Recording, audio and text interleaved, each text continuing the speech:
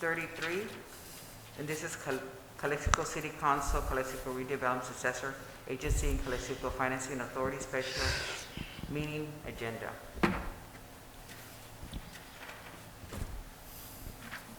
Councilmember Garcia? Here. Councilmember Romo? Here.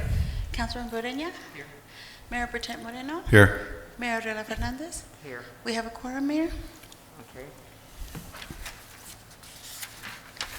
Now, Gabby, we're going to go to the closed session. Do we have anything for closed session? No comments. No public comments? Due to the declaration of emergency, this meeting is being held pursuant to authorization from the governor's executive orders. Some or all city council members may participate in this meeting by teleconference as authorized by Executive Order N-29-20, issued by the Governor of California on March 17, 2020. Imperial County Public Health Director Janet Angulo has provided the city with orange moderate tier guidelines issued by the state for indoor gatherings. Effective this date, the city council meetings will be open for public attendance at 50% of capacity of council chambers. All persons entering City Hall shall be required to wear a face mask and observe social distancing guidelines. Public participation will continue to be available via communityspectrum.org/live, meeting at 6:30 p.m.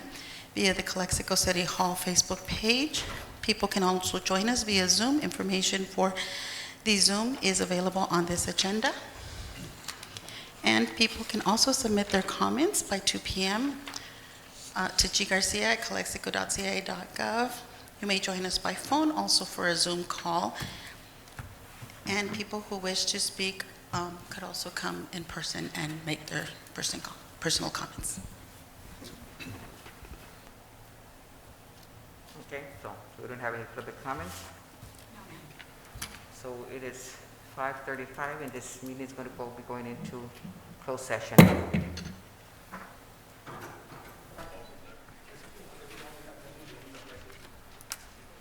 It is 6:31. Calexico City Council, Calexico Redevelopment Successor Agency, and Calexico Financing Authority.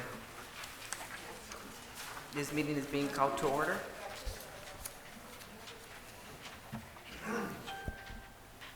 Councilmember Garcia? Here. Councilmember Romo? Here. Councilmember Ureña? Here. Mayor Pro Tem Moreno? Here. Mayor Arreola Fernandez? Here. We have a quorum, Mayor. Okay, Pledge of Allegiance. Everybody, please stand.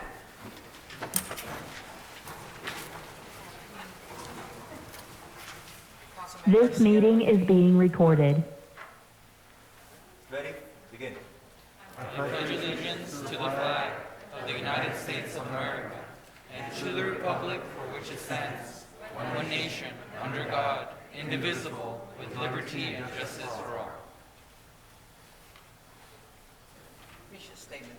Mrs. Romo, will you lead? Ready? Begin. I pledge allegiance to the flag and efficient services in a courteous and respectful manner, which improve the quality of life for all in our unique border community. Viva Calexico. Innovation, Pro Tem Mayor. Mr. Thank you. Moreno. Thank you, Madam Mayor. Let's please bow our head, please. Dear loving Father, thank you on behalf of all who are gathered here today for your many and abundant blessings. Thank you for life itself, for the measure of health as we fulfill our callings. I pray for our mayor and for our various levels of city staff, including our council members, particularly for us who assemble as council. I am asking that you would graciously grant us wisdom to govern amid this pandemic, to work together in harmony even where there is honest disagreement.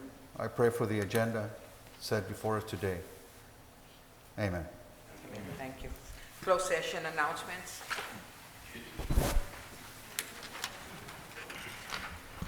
Thank you, Mayors.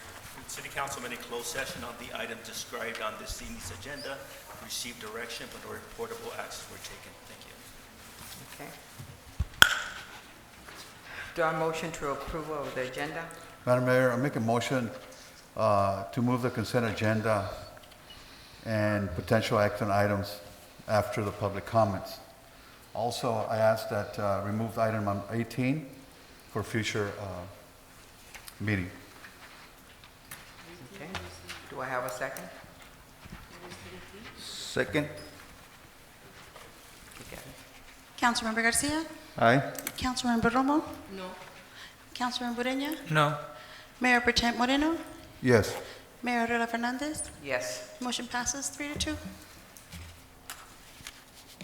Okay, moving on to presentations. This is going to be a proclamation celebrating Mrs. Margarita Solis for her 90th birthday. Okay. Whereas Margarita Solis was born in Plasencia, California in 1931 and grew up in Mexicali, Baja California, she was the only one of her siblings born in the United States, and Whereas Margarita married in 1949 and moved to the city of Calexico in 1951. Margarita and her husband traveled to Salinas, California for many years following the agricultural runs, and whereas she raised 8 children who all graduated from Calexico High School.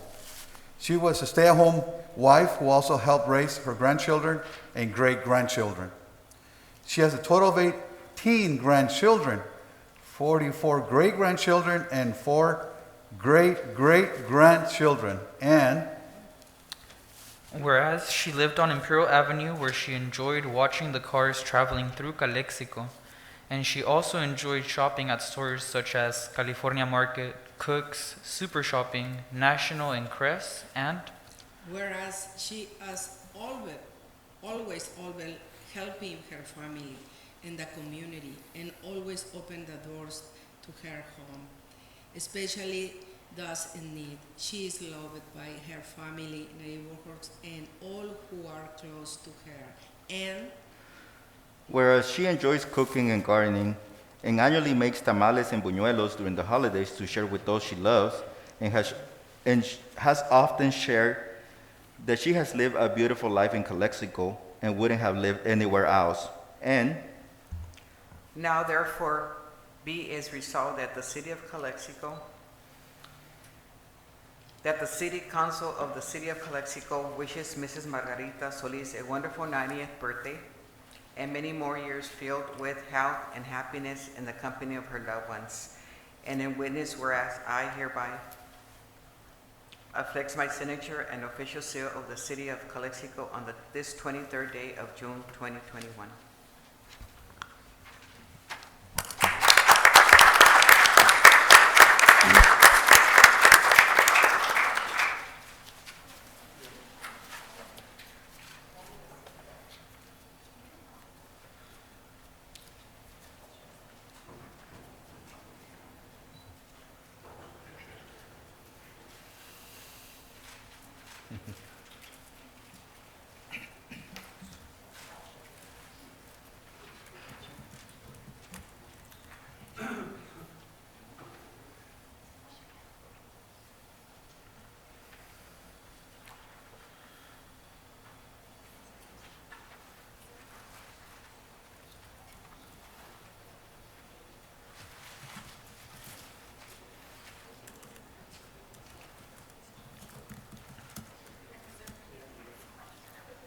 That's fine. That's fine.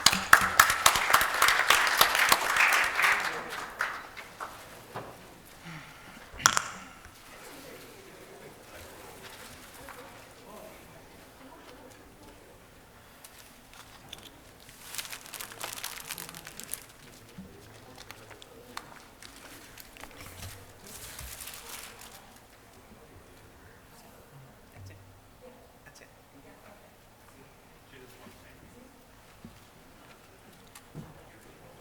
Do you want to say anything? Do you want to say anything? ¿No quiere hablar? ¿Quiere dar un decir unas comentario? palabras? Venga, Diga venga. un cuentecito. Yo le quiero decir unas palabras si me da permiso, con todo el respeto. Okay, con la poca edad que tiene, 90 años, muy poca edad. Por favor, denos el secreto. Gracias a Dios por estar aquí y su familia que también la están apoyando aquí y por bendecirnos a ustedes. Usted es un gran ejemplo para Calexico. Okay, y gracias por este día. Bendiciones. Sí, con mucho gusto. Does anybody else want to say something? Muchas felicidades y que cumpla muchos años más, señora. Un placer. Muchas felicidades, Margarita, que Dios le bendiga. De igual forma, bendiciones. Y señora Solís, muchas gracias porque Gracias. like it was mentioned, she has always opened the doors for everyone. Always there to help us. Thank you. Thank you. Thank you.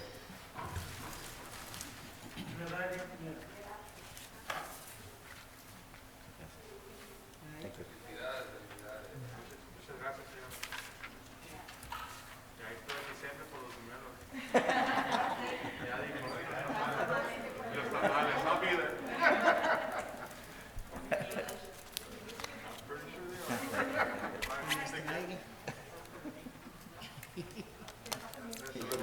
Okay, the next one is a presentation memorial certificate recognizing Liz Iyaya Alceguera for obtaining first and third place in 2020 U.S. National Championship.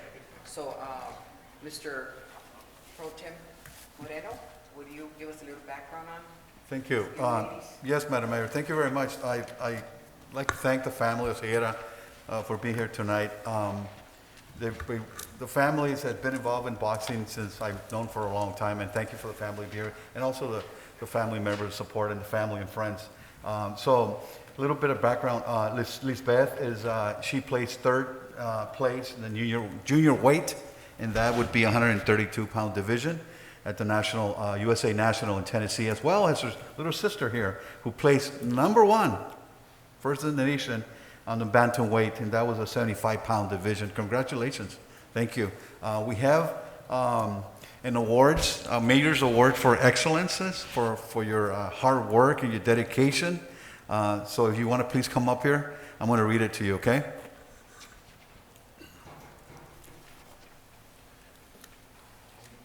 So the first one is going to be Lisbeth Oseguera.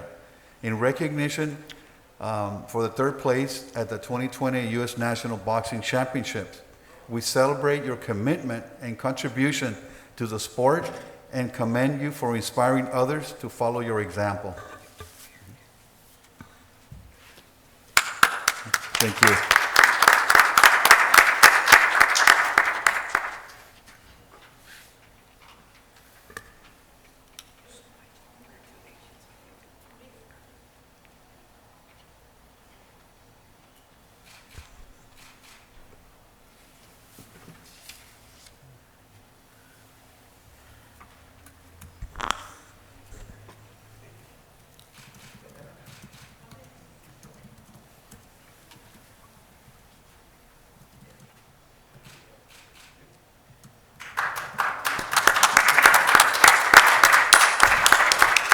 I also want to add that I was just told that they did qualify for the Junior Olympics, which is going to be held in Texas this year, July 7th to the 17th. So much luck for you guys, girls, okay? Congratulations again.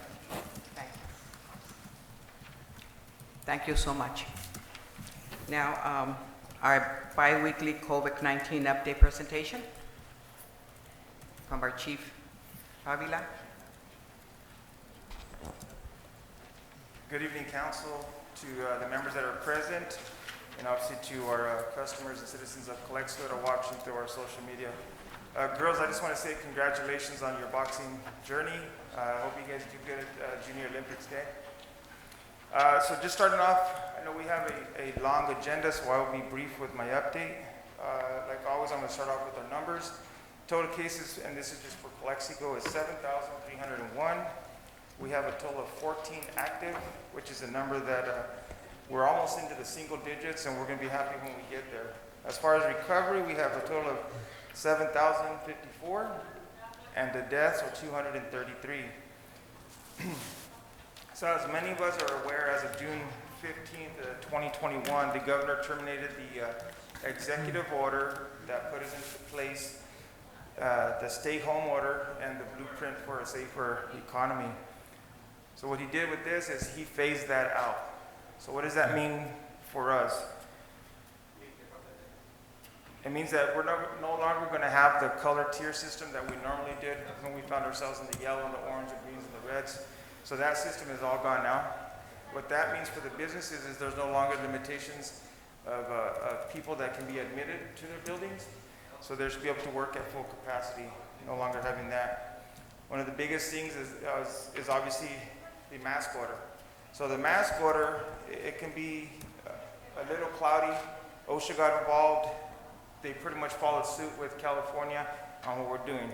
So if you are vaccinated, you no longer have to wear a mask in the public areas or in most businesses, right? When you're out and about. If you're not vaccinated, you still need to wear your mask, still practice social distancing, and wear your mask when you're in the public or around people. There's some places that are still mandated that you have to wear your mask even if you are vaccinated, and that's going to be in the hospitals. And for our citizens that use the public transit system, you have to wear your mask. Some of the homeless shelters, there's also a place where you have to wear your mask. And the mega events, and those are like the fair that we have here, or graduations, those are considered mega events. As far as the vaccinations go, they're still available for everybody ages 12 and above. We have a total of 32 places you can get your vaccine in Imperial County, and we have 10 locations here in Calexico that we can do that. One of the numbers that I saw that was pretty interesting is the total of vaccinations given within the Imperial County. I found that to be 183,424 fully vaccinated patients. That means they've gotten both shots or the one Johnson & Johnson. The number that I thought was better than that was that Calexico has an 82.3% of its citizens that are fully vaccinated. I know, Mr. Ureña, you asked for the demographics of the people that are getting, if we can get like a region of where they are, the people that are vaccinated. I couldn't come up with that. It's very hard because when you get vaccinated, for the most part, they're asking for your name, date of birth, and not so much your address. So I'm still working on that. Hopefully by the next one, maybe I can find something for you. With that being said, just remember we're still not out of COVID completely, but we're getting there, and I'm appreciative to that. Continue to wash your hands. Mind your social distancing. If you're not feeling well, try not to be around people, or just stay home. And if you're not sure, just go ahead and wear your mask. And I'll open it up for any questions. I do have one brief comment. Thank you for providing the demographics and the percentage of people that have been vaccinated in Calexico. I went to the County Board of Supervisors, I believe it was 1 or 2 weeks ago, where the public health official, Janet Angulo, was presenting the numbers for each city and their vaccination rates. All of the valley cities are at 50% vaccination. Ocotillo is at 70%, and Calexico was close to 80%. I asked her some follow-up questions on the spot because, for Calexico to be way above that vaccination threshold was a little suspicious. I had to specifically ask her if she adjusted that number for the fact that we have a very big floating population. And the answer to that was there was no adjustment. According to Janet Angulo, that vaccination rate was put over what seemed to be our registered census population, which doesn't include our floating population. So in my opinion, at least my statistical opinion, that might be a big overestimate. It's a very rosy picture for our community, and I still think our council needs to work on vaccinating its population. We still have a lot of work to do. Of course, and like I said earlier, we have those 10 areas that we can get vaccinated in Calexico. All you have to do is log on to myturn.ca.gov, and we can help you get vaccinated. If you have any questions, please call the City Hall. I also asked about the demographics Yes. directly to Angulo, and unfortunately that data will not be available because for whatever reason the Imperial County had very low response rates for age, race and gender. And while the county Department of Health can say, well, we can't force the patient to give us that information, it also brings up the question of, do they trust you to give that information? And from those numbers, that data is incomplete, and it really makes vaccinating people a lot harder. So you're not going to find those numbers, unfortunately, and that's just the reality of the situation. Yes, and if we're to go on the California COVID response website, they do have some data, but like you said, it's going to be almost nearly impossible to go ahead and sort through all of that to get it. So I understand what you're saying. Any other questions, comments? No? Nope. Thank you, guys. Thank you. Okay, announcements. These proceedings may be viewed on the City of Calexico website at www.calexico.ca.gov the Friday following the City Council meeting. Community office hours with Mayor Ariola Fernandez will be held the fourth Tuesday of the month from 2 to 4 p.m. Please contact the City Clerk's office at 760-768-2102 for an appointment. Public comments. This is the time for... This is the time for the public to address the City Council on the special agenda items only. During the current state of emergency, public comments will be received in the following ways. So you may submit a comment via email by 2 p.m. on Wednesday, June 23 to ggarcia@calexico.ca.gov or via fax to 760-768-2103. These comments will be read aloud during the meeting and entered into the record. You may make public comments via Zoom by submitting the request via Zoom chat. Persons should submit their name and the section of the agenda they wish to speak on. Any comments received during or after the meeting will be distributed to the City Council and retained for the record. The City Council is prohibited by state law from taking action or discussing items not included on the printed agenda.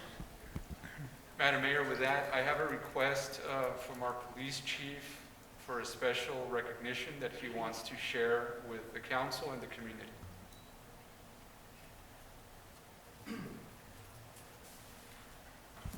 You never get me off the podium. So good evening, Honorable City Council, staff, and everybody that's watching right now. Kind of gives me a little bit kind of sad, at the same time happy for this person. When I first started my career back in 1991, the City of Calexico Police Department had a mechanic. And during the time he was with us, he got really close to a lot of us, and you can ask Mayor Moreno, because he used to fix his car just like he used to fix mine. So the city had, budgetary issues, so we ended up switching him over to the Public Works Department, where he was a mechanic there. He made it to Mechanic 2. This person was very dedicated when it came to the police cars. We used to call him Master Mechanic, playing around with him, and but he was always would go the extra mile, and he would keep track of everything, would try to help us with the recalls, and he was always willing and dealing a lower price with our vendors. Down to the penny, because he wanted to show us that he could save the city money, in which times he did. And so I found out that he had retired effective June 1st, 2021, after 31 years with the city, a little bit over 31 years. He started with his career at Calexico on February 1st, 1990, and he did 31 years. Being that said, he didn't really, I was gonna have him come in, but Alex is a very shy guy. His name is Alex Ramirez, and a very shy guy. So I made him a plaque in behalf of the department, because we felt that the people that were still there, which is not many of us that work with him, we said, let's give Alex something. We never gave him something in appreciation for tending to our patrol cars. And he also did the other city vehicles. So this award of recognition, and I'll show it to you guys real here. It's really nice. Okay. I'm going to end up sending it to him. And it says, award of recognition presented to City of Calexico Mechanic 2, Alex Ramirez, 31 years of service. Thank you for your dedication and loyalty to the Calexico Police Department, from the police chief. And so I just wanted to make sure that you guys knew that I am going to be sending him this. I don't know if he moved out of town or not, but I talked to him through the phone. So like I said, we're having a lot of people that are, at this point, you're going to see a lot of people retiring because we're maxing out on our age already. So Alex, this is for Alex. Alex, if you're watching, thank you very much. I want to thank you for everything you did for us. Thank you, Chief.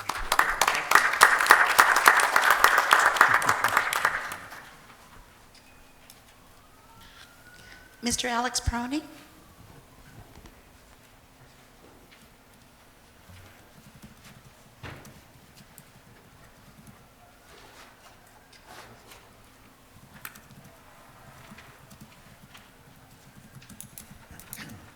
Honorable Mayor and City Council, I come today just to express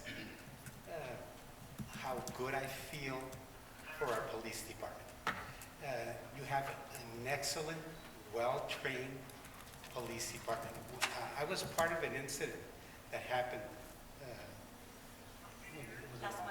last Monday, and that's where a homeless brandished a gun at her husband, and investors that I work with. And Chalo showed up a few minutes later, and a very well-trained police department. You had rookies, and you had veteran policemen. And the way they took care of the situation, the guy put up the gun like that, pulled it out. They didn't shoot him, they didn't kill him. They used tactics, they used their stun gun, and they were able to diffuse that big problem. So a lot of times we hear all these bad stories. I commend, this police department in Calexico. You guys handled it well, and it made me feel good because we always hear the bad things. Oh, Calexico this, Calexico that. No, we have a good department, and they proved it. And Marcy, which witnessed the whole thing, I got there maybe a couple of minutes. The guy was already on the ground, but she can explain to you in detail what happened. Marcy? Sure. Hello, good evening. Just like Mr. Peroni had mentioned, sadly last Monday there was an incident at our property here in Calexico on Cole Boulevard. Excuse me, fogging my glasses. And there was a gentleman, a homeless man who happened to live in a little shack on the property.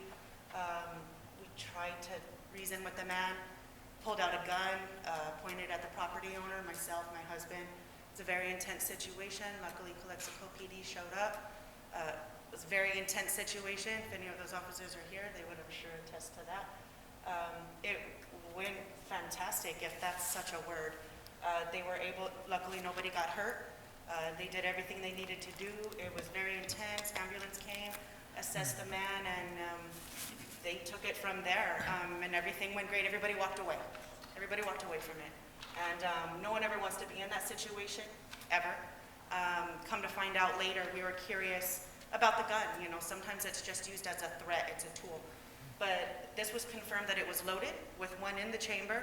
I'm sure if you guys saw the newspaper article.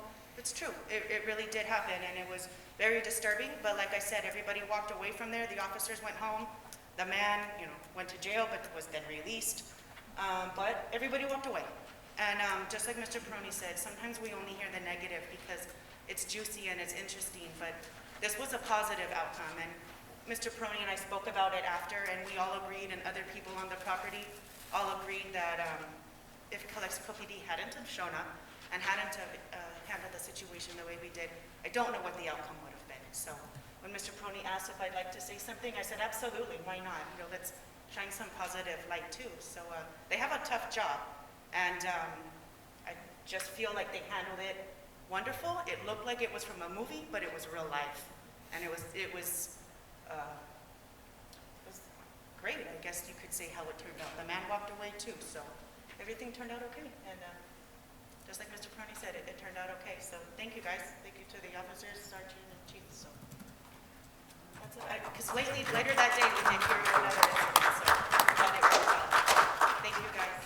I also recommend that you guys, commend your officers, your chief, Right. You know, back when I was in city council, we would give them, you know, maybe a little gift card, you know, go to Applebee's, and it doesn't have to come out of your pockets. You know, Applebee's and all these other establishments are willing to give stuff like that. But, you know, again, Mayor, it's under your leadership where these things happen. So I feel proud, and I feel proud for our police force. You have a good one. Thank you.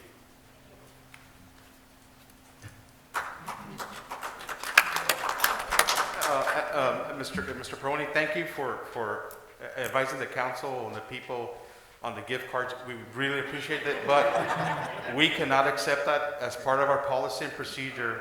We cannot accept any gift cards, any type of stuff like that. It's not what we do.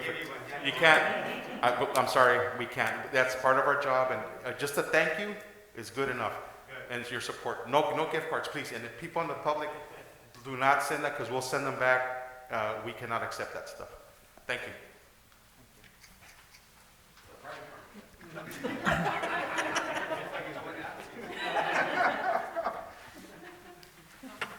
No one?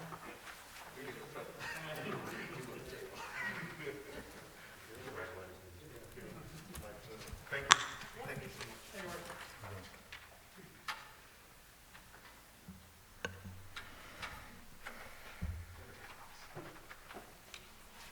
Now we are moving on to We move the consent agenda. So we move that to, so I make a motion to approve the consent agenda? Do I have a second? Second? Councilmember Garcia, Aye. Councilmember Romo, Aye. Councilmember Ureña, Aye. Councilmember Mayor Potem Moreno, Aye. Mayor Adela Fernandez. Aye. Motion passes unanimously. Okay, items. Pulled for consent agenda for discussion and potential action items.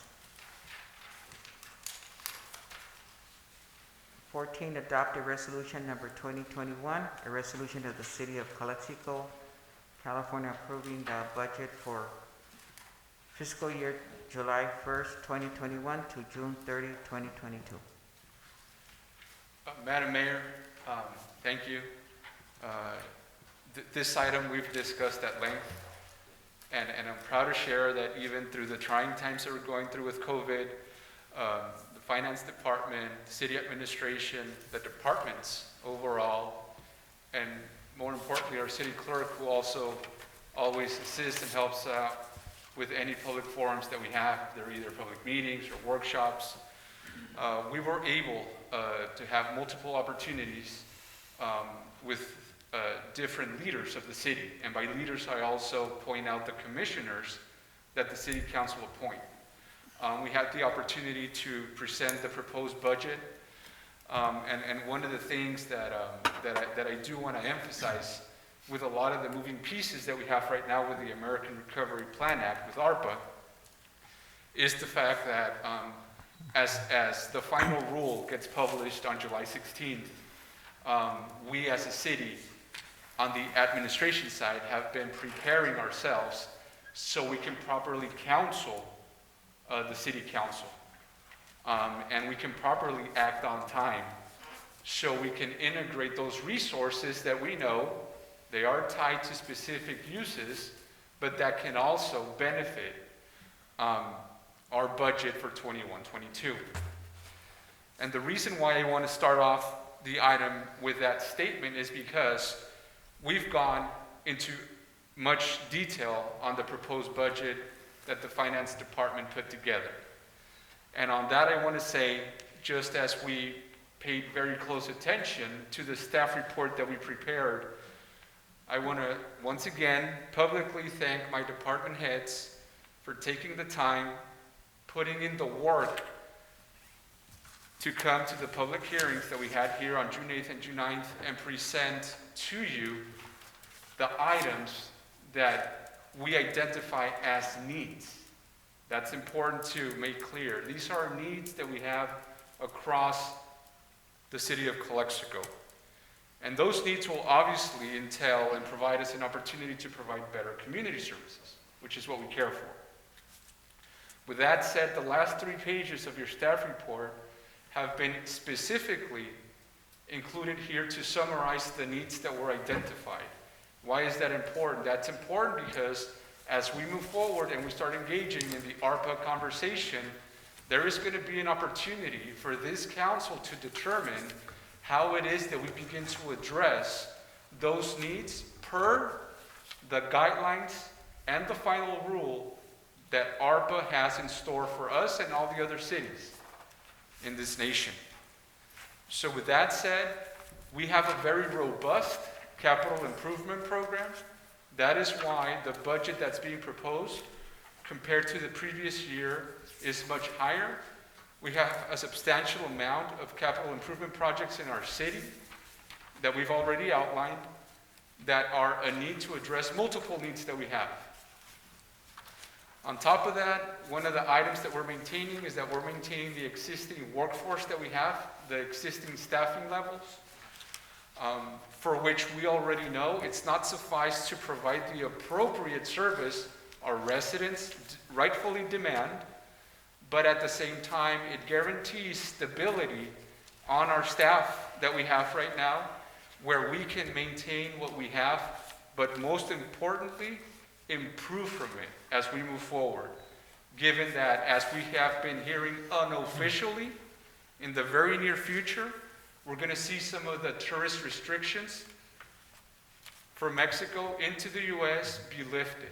Again, it's all hearsay. We don't have an exact date yet, as we know, but it's also true to know that there's been an investment from the federal government on border towns in Mexico to increase the number of people that have been inoculated. So that leads us to believe that we're getting there.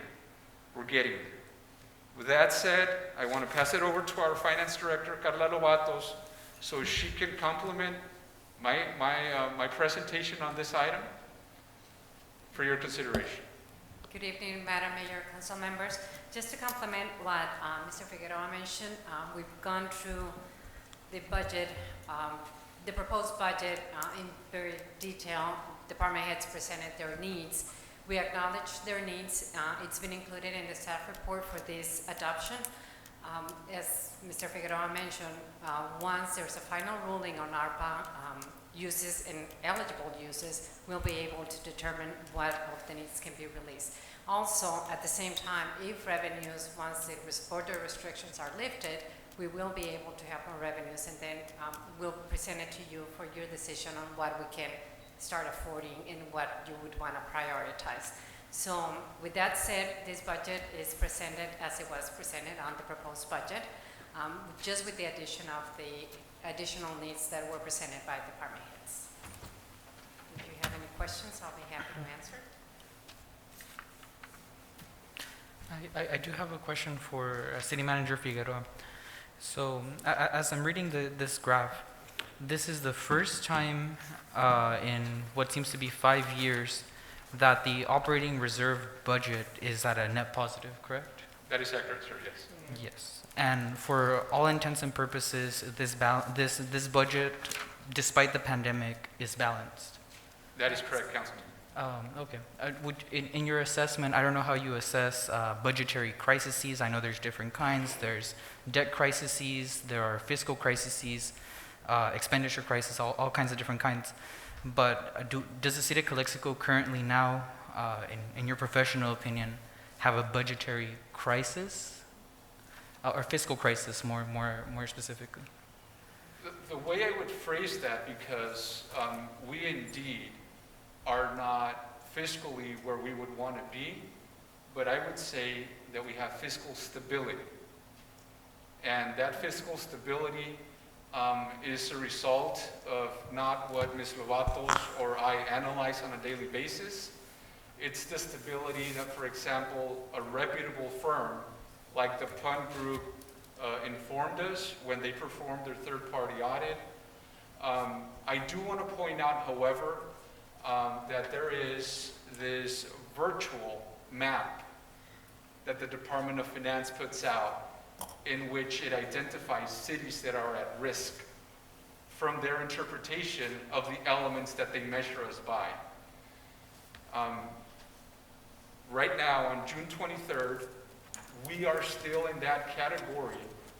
However, based on the work that Ms. Lovatos has done with her staff and the help of everybody else here in the city, we are striving to get out of that condition by which the state is measuring us by.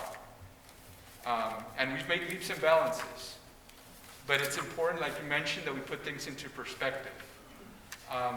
We've already gotten rid of a substantial amount of debt that, precisely as you mentioned in that matrix, in that graph that's there, got us in that position in which we had a negative fund balance. But now we're in a position in which we can actually do a 5-year forecast, which is something that we've alluded to in the budget, which allows us to inform you that based on where we stand right now and some of the fiscal actions that have been taken, we can now say that we're operating on a positive instead than a negative. Excellent. Thank you so much. I have a question. Mr. Figueroa, I only have one observation and one question for you or for Ms. Lovato. But first, I congratulate you and Ms. Lovato on this budget, which in my opinion is magnificent. My observation is that the amount of bad debits, remember? Bad debits requires great transparency. Every 3 months, you could inform us what is increased or decreased in this account, but is in detail. It's possible in the future, each 3 months, informing this item? Yes, Ms. Formo. What we have been doing for the last, well, since I got here 3 years ago, we do quarterly reports and we provide you with a detail on how the accounts are doing and if we suggest that we need to do any more cuts to balance our budget. So we've maintained a balanced budget because, I mean, if there is a need, then we will reduce and we'll make cuts where we need to maintain a balanced budget. It is in detail, and if there are any other questions, we can absolutely look into them. We do provide you with the detail. It's not as detailed as a budget would be, but we do go into the major accounts, specifically general fund. Clarify for me, what is the amount for the debit for this account? So, Ms. Romo, correct me if I'm wrong, but what I understood was your question was, or your comment, pardon my, it was a comment. It's that you are interested to learn where we stand as it pertains to some of the debt we may have as it pertains to some services we offer and how it stands with the payments that we receive, and determine if there is still a gap there that needs to be made whole based on the services that we offer. An example of that could be our water services. We do monitor and know exactly how many delinquent accounts we have. And that's just an example. We can replicate that with other items of similar nature, and they are also reflected when we present our budget quarterly reports, because if we see a trend that's negative or positive, it's going to impact our projected budget, right? So, absolutely. And if I misunderstood or if I'm wrong, just let me know, please. Okay. But that's what I understood. And perfect. And the question is specific for you. And again, the question, consider that the city of Calexico is in crisis. Can you answer me yes or no, please?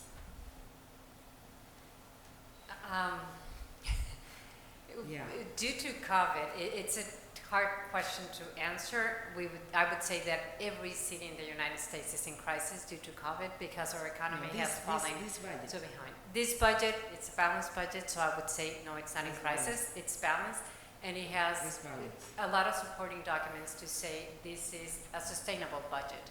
Thank you so Excellent. much. Wow. I understand. A round of applause for a balanced budget. I know. Beautiful. Wow. Okay. Madam Mayor. Thank you. Thank you. Thank you. Madam Mayor, may I? Let me just clarify.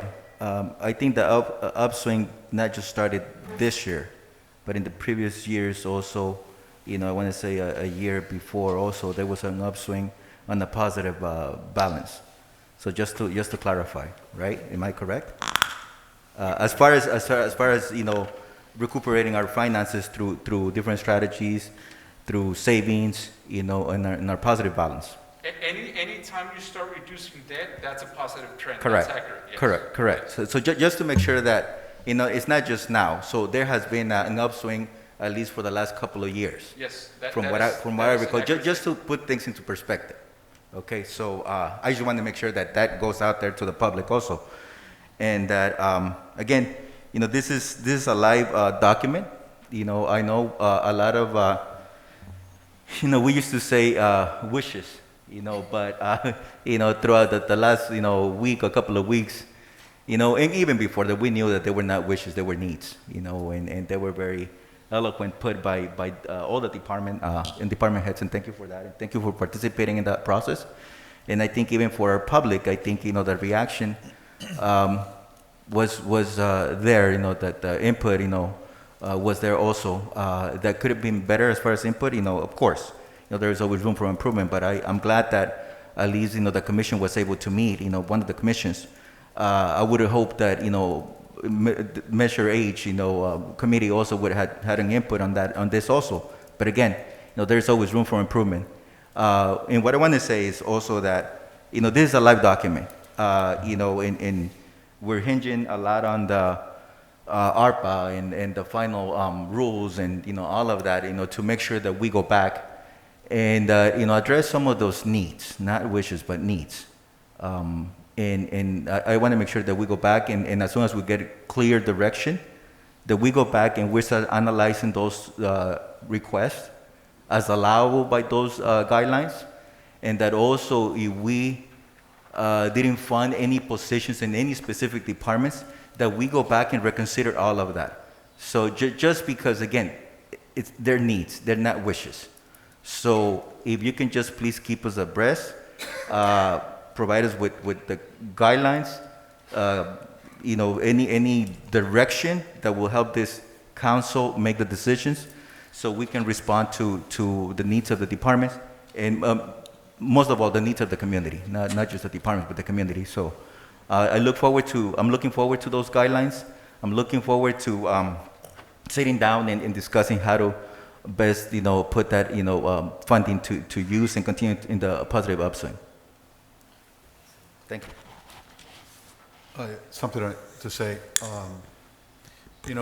Amid this pandemic, we took a big hit in terms of our revenues went down, and we had to cut some services, lay off some people, and so forth, the furlough and everything else. But what I'd like to see in the future along those lines, what Mr. Garcia was saying, is that I know our reserves are $3 million, I believe. That's the policy, right? Correct me if I'm wrong. I don't want to put you on the spot, but even if it's a certain amount, I believe what I'd like to see in the near future is increase the reserve for a rainy day, right? So we do have another situation, a crisis, where we don't have to lay off people and cut services, especially the fire department and the police department. And we all know that public safety is number one priority here in our city. So I would like to work on something like that, increase our reserves for that reason. Absolutely, sir. Thank you. One quick question for clarity. So the balanced nature of this budget is, at least if you can help me clarify, is not contingent or is contingent on ARPA funds? It is not. It is not contingent. So it is balanced without ARPA. It is balanced and it's sustainable the way it is. ARPA monies would definitely help us improve some of the services we provide to our community. But again, that would not be, we will not have a final ruling until July 16th. After that, you will have a chance to make a determination on how you would like to use those funds. Beautiful. I cannot understand understate the importance of how hard you guys have worked successfully to reach this balanced budget. Thank you. And I appreciate your words. And at the end of the day, it's the responsibility of the finance director and myself to be up here. But one of the biggest reasons why we can say that we have a balanced budget is because of my staff. And my staff, I mean the 143 employees that we have, Yeah. which have supervisors, which have directors, which have managers, that at the end of the day, they were the ones that tightened their belt, so we would not have to let nobody go. On our end is making sure that we can have that dialogue with them and we can understand that better days are coming. And like it was mentioned right now by Councilman Garcia, we're looking forward to moving forward from this chapter because it doesn't end here with the consideration of a budget, but now moving forward as to how we can make whole some of those needs that we've left kind of there, waiting for. So. Excellent. Anything else? Well, I do want to thank you for all your hard work, and let's see what happens after June or July. What is it, July 16th? July 16th. Thank you. So we need to vote on it, right? Yeah, we need to vote on this. I have a motion to approve the budget fiscal year July 1, 2021 to June 30, 2022. I'll second that. Councilmember Garcia, Aye. Councilmember Romo, Aye. Councilmember Ureña, Aye. Mayor Pro Tem Moreno, Aye. Mayor Arreola Fernandez. Aye. Motion passes unanimously. Okay, moving on to item 15, approved debt management policy. I would like to make a motion to approve items 15, 17 through 23 with the exception of 18. I know that we have to vote on 16 separately, but I would make a motion to approve all these items. Second. What are you talking about? I'm sorry, Mr. Yeah. Ureña, but I didn't quite understand what you said.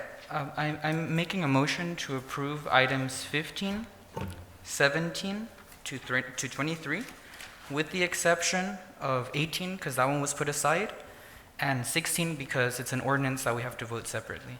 I'm making a motion to approve the rest of the items. I have a speaker for item number 20. Yes, that would be considered. So your motion is from 15 to which item? With the exception of 18, so 15 to 15 to 23. To 23? Not 18, because Correct. that one was put to the side. Correct. And 16 separately, vote separately because it's an ordinance.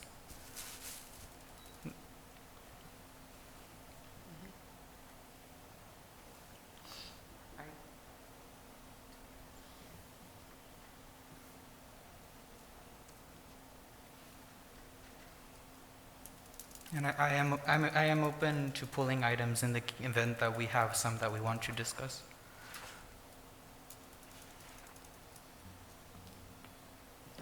Second. Councilmember Garcia, Aye. Councilmember Romo, Aye. Councilmember Ureña, Aye. Mayor Pro Tem Moreno, No. Mayor Arreola Fernandez. No. Motion passes 3-2. Gabby, can you have the speaker, please, for item 20? Mr. Johnny Navarro for item number 20. What item? 20. Gabby? Hi, I'm just here to talk about the antennas that are going to get put up all around town. There's one being put up in front of my house right now. And I've formally put in complaints about it, and I was never advised about it. I didn't even know it was going to get put up to the day they were drilling in front of my yard. I already have a light pole in front of my house. I already have AT&T box in front of my house. I have a Time Warner cable in front of my house.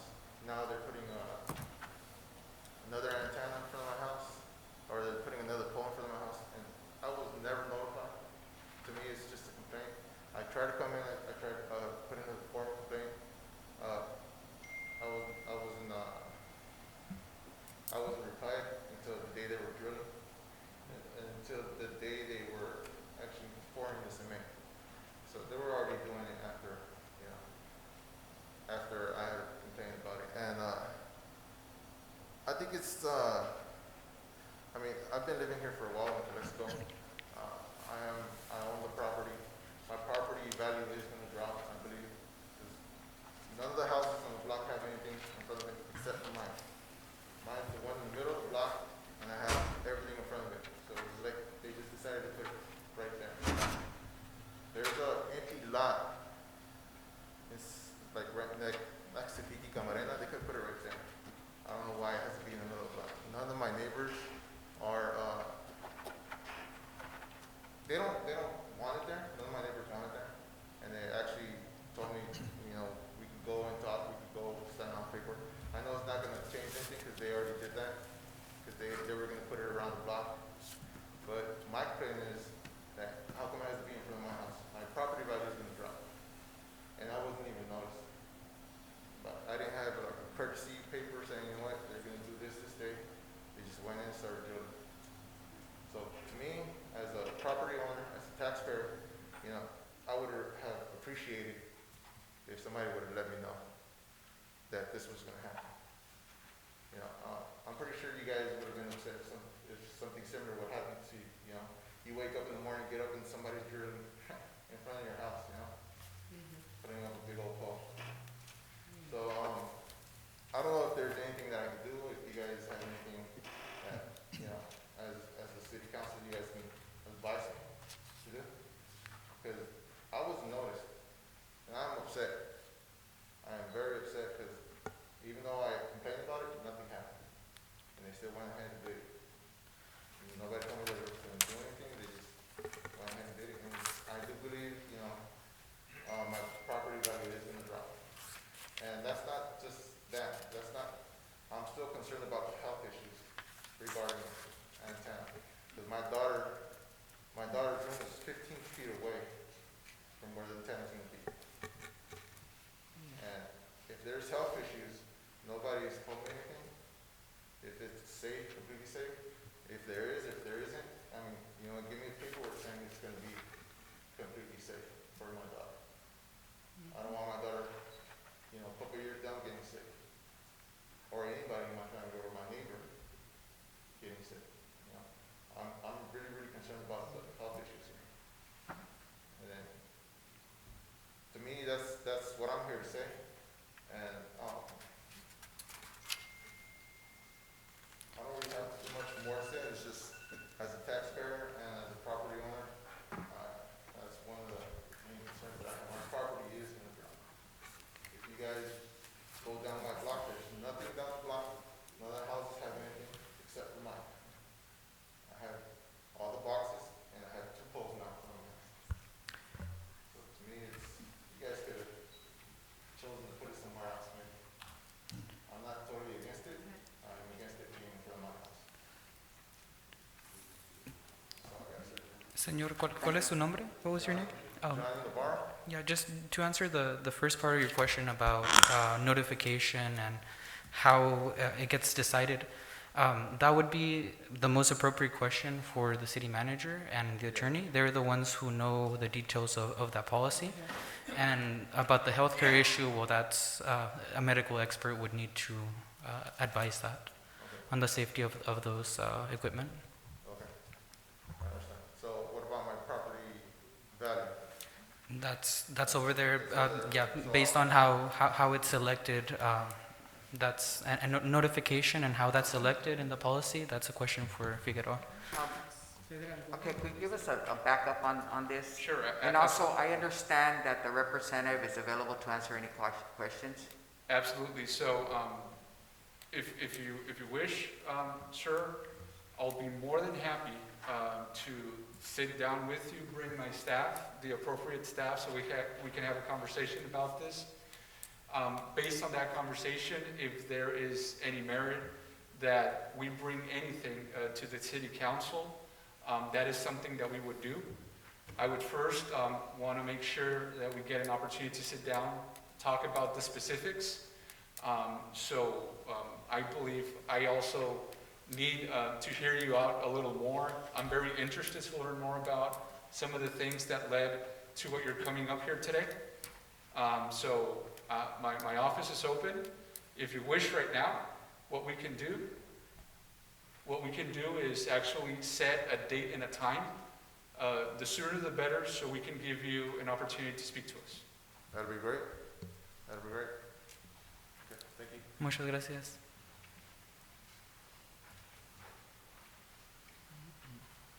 Okay, now, Miguel, could you explain to us in detail?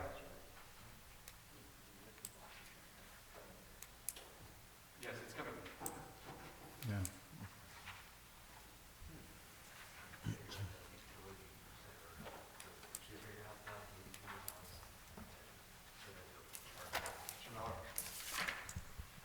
Good evening, Mayor and council members.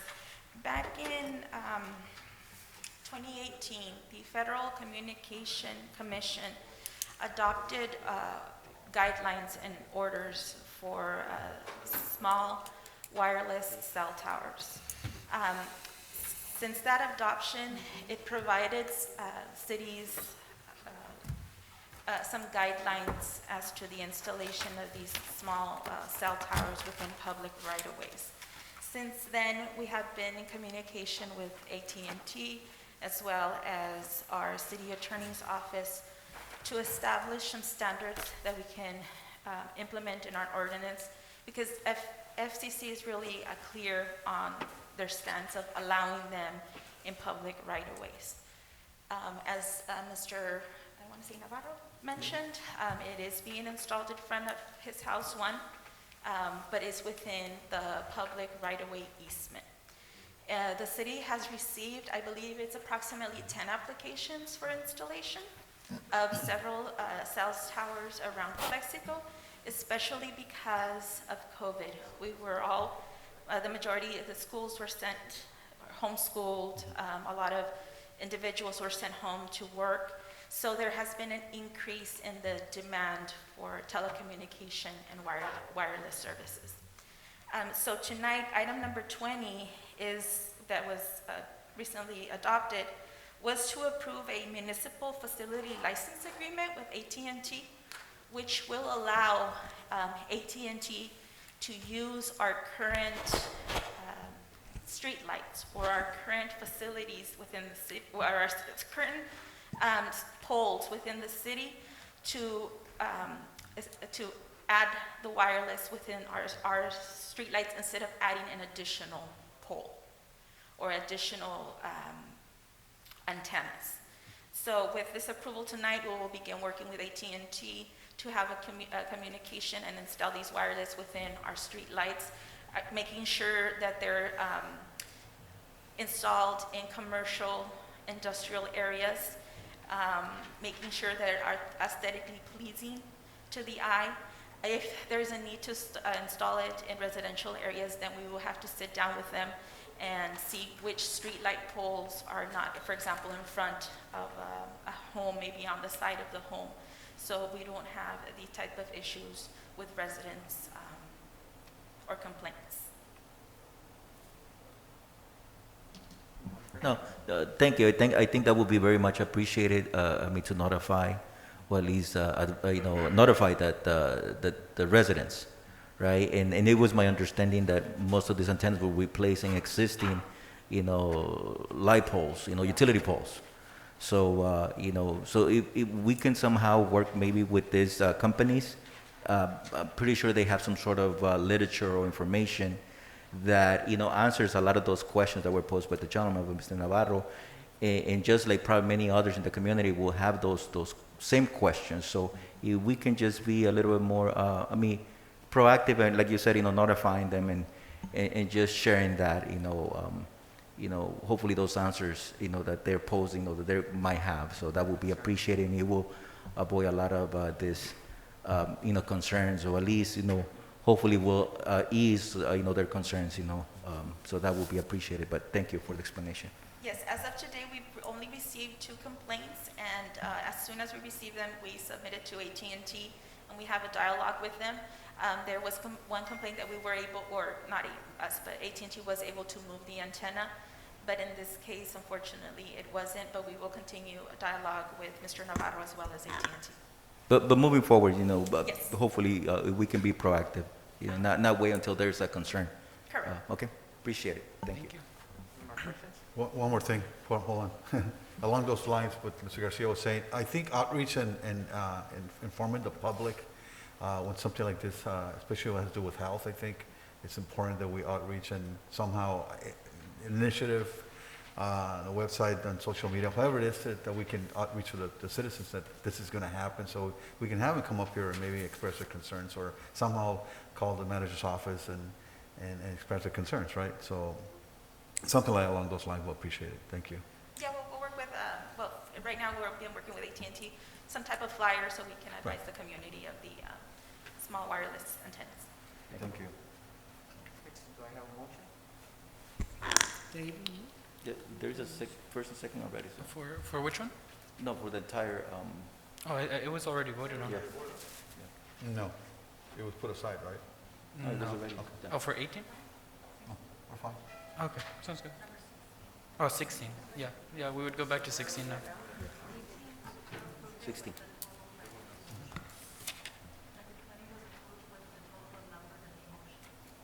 Okay, you said 20. It is 20. Right, we're okay. We're at. Right, but we're okay. We're going to 21. Go 16. Go back to 16. Yeah. Resolution. Introduction and first reading by title ordinance number, to be determined, an ordinance of the city of Calexico, implementing and re-adapting city code chapter 8.39 in its entirety regarding mandatory recycling.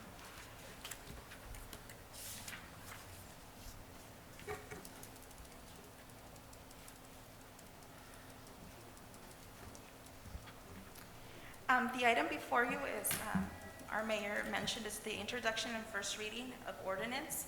And this ordinance is to repeal and readopt chapter 8.39 of our municipal code.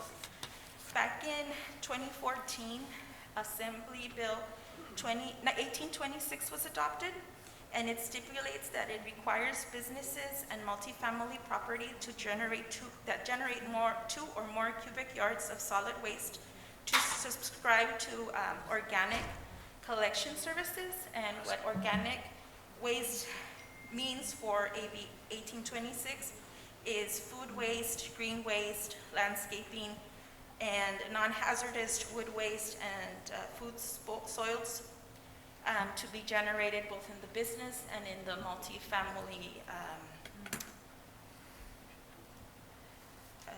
multifamily complexes. This item, we have been in discussion with Cal Recycling, Republic Services, and also Imperial Valley Resource Management Agency, because the state is requiring that we begin to implement. We were supposed to begin to implement it in January 1st of 2021, but due to COVID and going back and forth between Republic Services and ourselves, we bring this item to you tonight.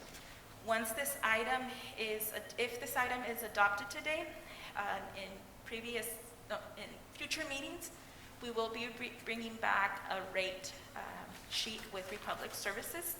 At this moment, the initial charge will be about $45 per month, and we will bring that back before you for consideration. Now, can I, Madam Mayor, I have a question. Sure. Now, those rates, are those rates set by the company, by the recycling company? Is it a rate that is set by, how is those, my question is, how are those rates set? The rates are set, or well, they are given by Republic Services because they have to, of course, calculate how much labor force, the material and operations of bringing that service to Calexico. So at this time of the conversations that I've had with them is approximately $45 per month. And this is only for business and multifamily complexes that generate 2 cubic yards of solid waste or more.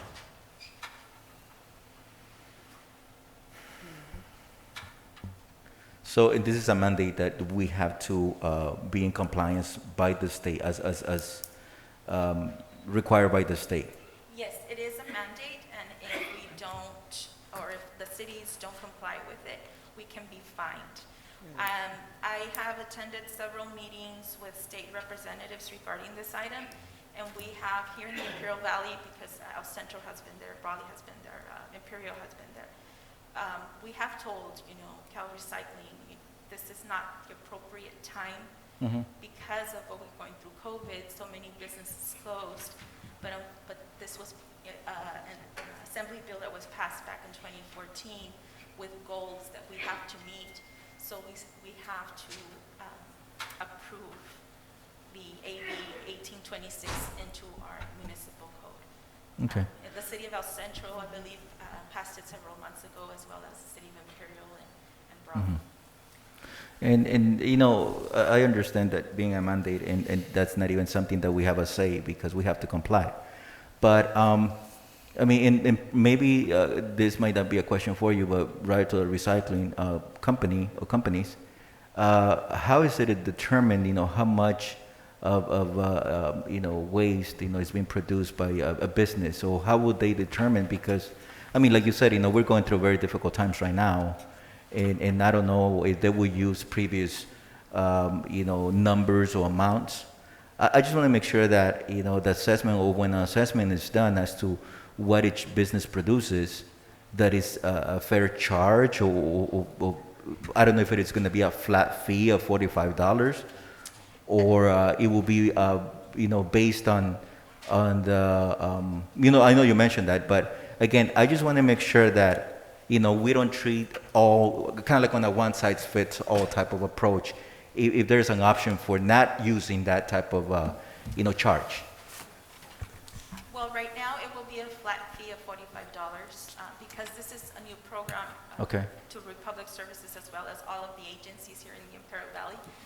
It's right now it's my understanding that it will be just a flat rate for now. Republic Services, the city of Calexico, as well as Imperial Valley Resources, we meet constantly with Cal Recycling representatives. On a yearly basis, we submit annual reports as to how many households, how many businesses are recycling, also the waste, solid waste. So I think once, maybe the first year or second year, they can kind of calculate. Maybe the price might change. I really don't know, but right now it's something new to our franchise service. Okay.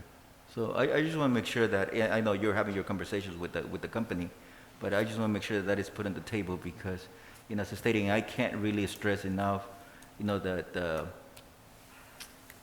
need that we have, to assist our local small businesses that are still here. And this is one way that, we can still, continue to support them. I know probably $45, might not be a lot, but, you keep on adding things and, fees, I think it becomes a little bit, challenging. So if you can continue to, have a conversation and see what options, or if there's some ways that, I don't know, maybe we can continue to help, somehow, that would be also appreciated if you can, convey that to the company in your conversations. Thank you.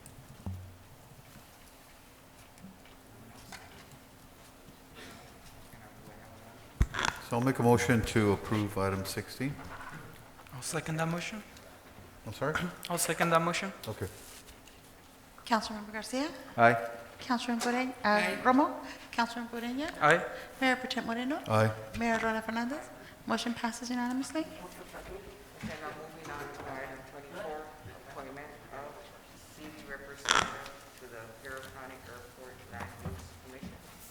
Madam Mayor, this is an item that got put on this agenda because we were not able to discuss it at the previous meeting on June 2nd.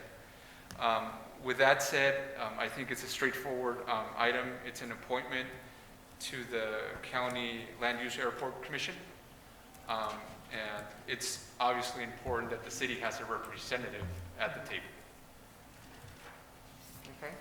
We do have a little caveat though. Their meetings coincide with the second meeting of the month for the Calexico City Council. So please take that into consideration as we obviously want a seat at the table, but we obviously have the limitations of a council member not being able to be the one selected. Well, I make a recommendation for Jerry Arguelles to be the one. Okay, I'll second it. Yeah. Okay? Of course. Councilmember Garcia, Aye. Councilmember Romo, Aye. Councilmember Urania, Aye. Mayor Potem Moreno, Aye. Mayor Arreola Fernandez. Aye. Motion passes unanimously.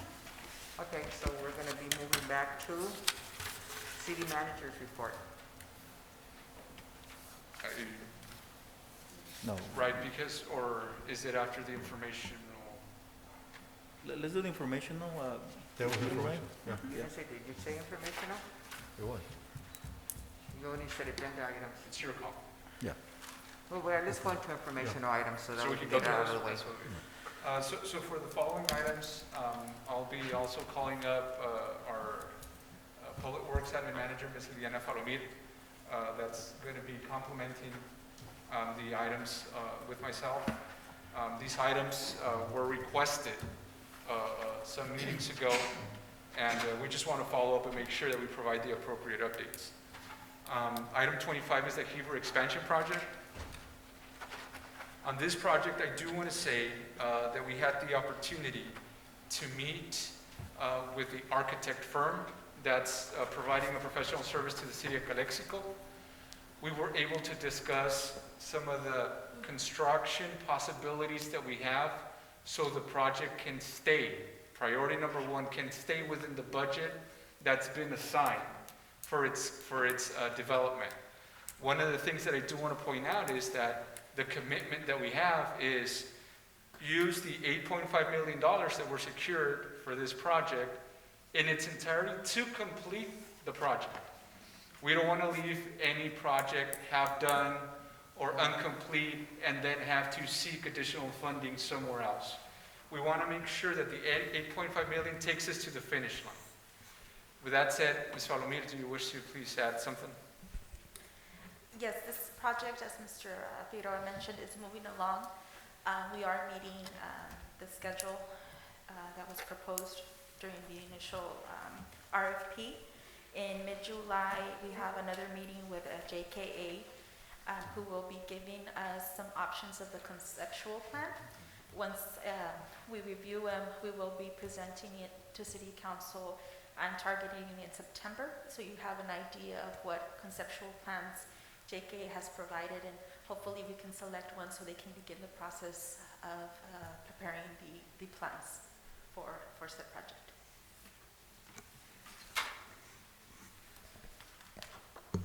So, please. So again, the timeline, you know, I know the RFP has been issued, and then we're looking at September, maybe having some conceptuals. But moving forward, what is, and again, you know, we won't hold you accountable to this, but what are we looking at as far as a projection and completion of this project? The grant is, it's scheduled to end June 30 of 2024. But we are planning, hopefully, to begin the bid and RFP process mid-2022. And that's about a 90-day period, but so we can get a contractor on board and then begin the construction. Councilman Garcia, and that's, and the procurement process that Ms. Falomir alluded to was for the construction. Okay, yeah, and that's Yes. what I'm talking about, you know, having, not just going through the process, but, you know, having a finished, you know, part per se, right? Because I know you're talking about, you know, having funds expenditures, but also what I want to make sure, and I'm glad that I heard something that, you know, I want to continue to hear from, hopefully this point on, that, you know, whatever monies we have for a project, that those monies will be to complete, you know, the project. Because, you know, and we'll get into another update later on where, you know, we approach, you know, projects in phases. And I think it's just not a practice that is recommended, you know, and effective. So I'm glad to hear that. And maybe just the way that, you know, new fire station is being worked on, with the project manager, and I don't know the limitations of the funding, but keeping that, in schedule, that from one thing that I always remember, first time coming in, and I was, brief on that project. One of the things that I even participated in a Zoom meeting, just because I happened to be there, and that I like that approach, that 365-day, timeline, Yeah. So, and that's just something that you look forward to, right? A 365-day, and you can see actually that progress that they're making. So something like that, I don't know if these monies will allow for something like that, where we can have a project manager, or we can have someone that, is looking into that also. I understand that you guys are, spread thin, but just, keeping an eye as to things, as how things are progressing, So I think that will be something that, will expedite, and we want to see, projects, in a timeline, that we, and not just us, but the public, the public that sees that things are going up and being completed.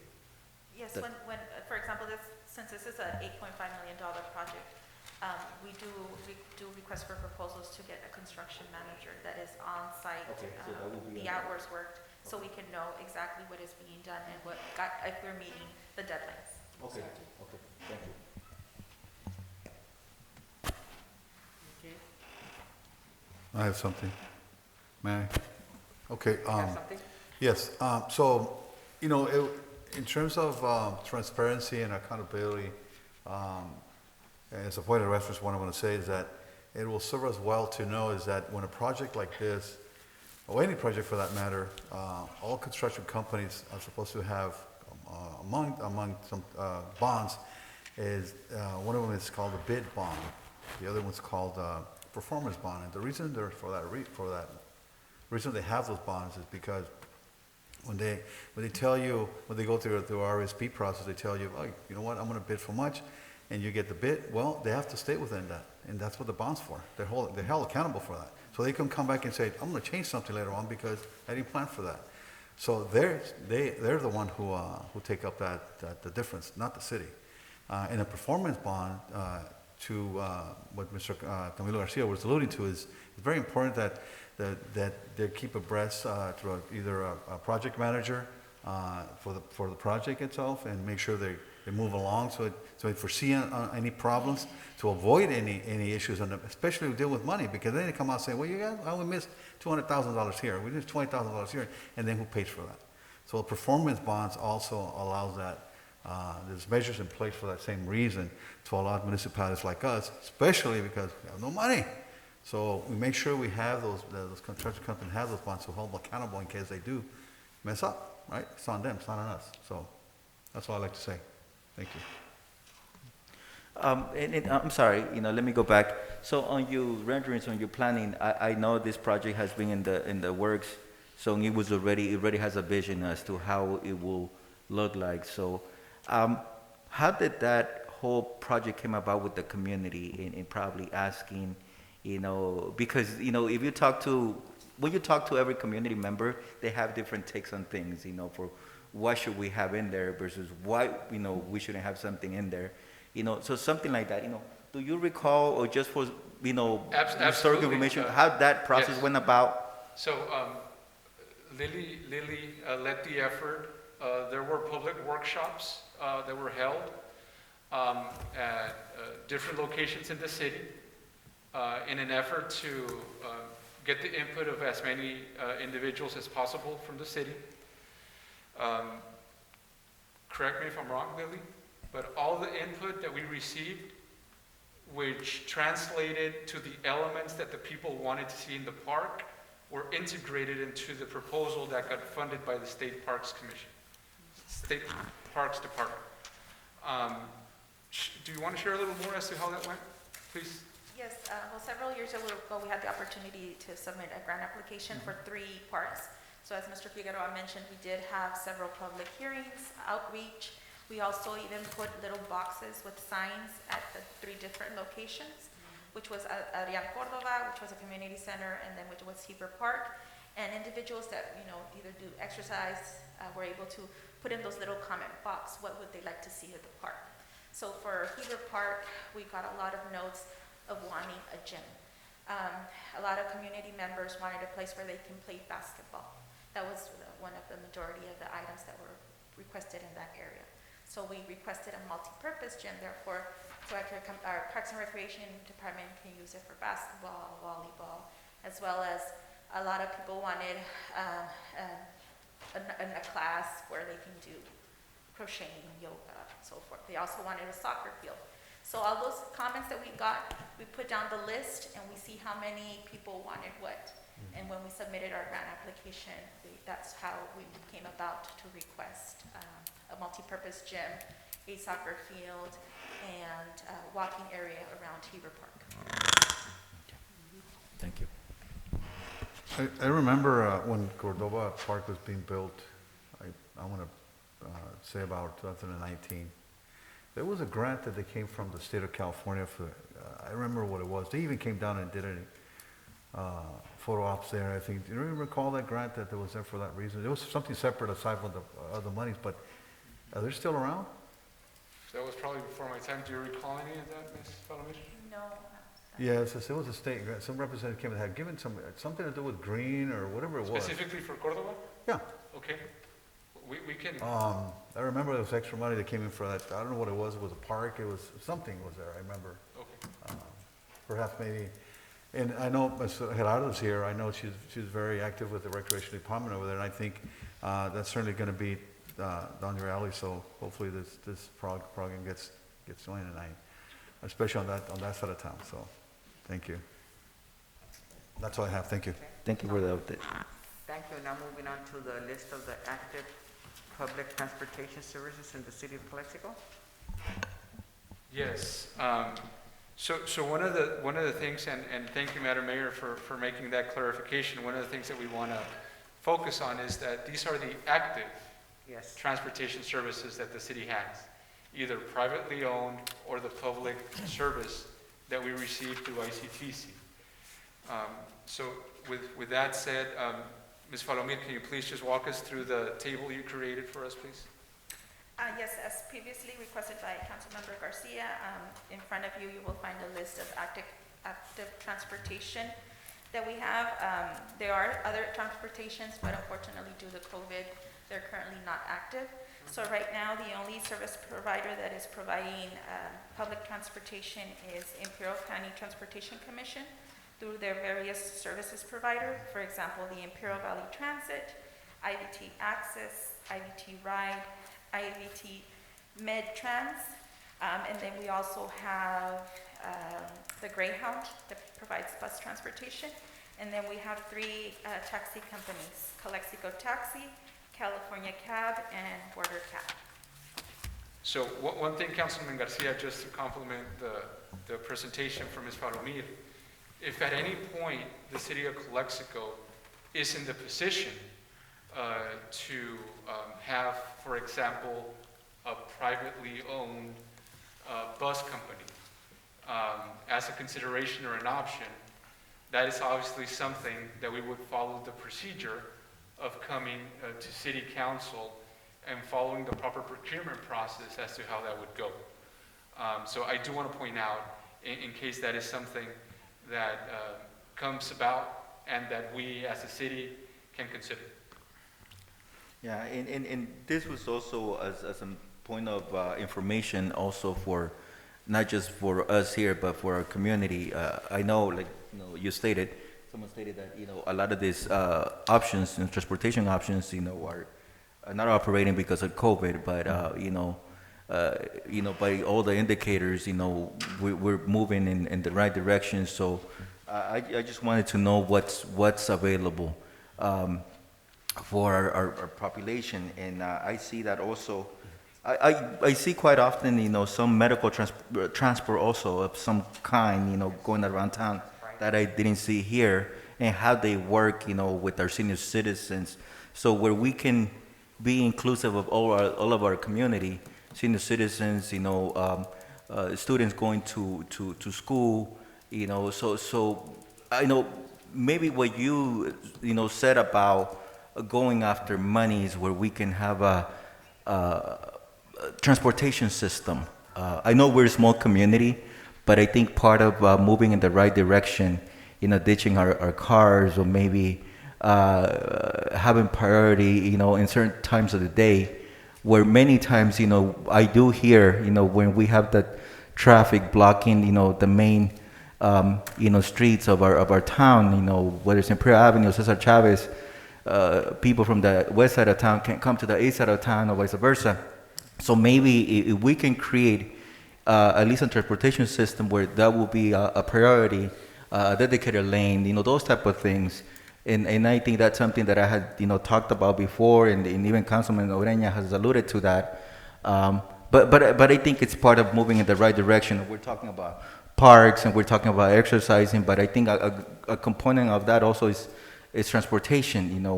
I want to see Calexico continue to grow and expand, but without an effective transportation system, I think it's going to be a challenge also. And making sure that our population has a way to get around. And I mean, look at the gas prices also. I mean, that's another thing. And look at the mandates that we're getting. We just saw the one on recycling, but now 2035 comes around, and I mean, we don't know whether that is going to be going to effect. But we're supposed to be going and ditching our ICE cars, internal combustion engines. So, I mean, we need to start thinking about these things. I know we're a small city, but we can't continue to think in that small mindset. So, and part of that is movement of people within our city, outside our city. I know we have this option, I'd be transit, taxis, which they do a phenomenal job, but, let's continue to look into that and how we can, support what we have already, but continue to enhance, for our population. So that was the reason why I wanted to bring this to discussion, or at least to a presentation. Well, I know the transportation department has, the meetings with the unmet needs. Mm-hmm. We're working on that.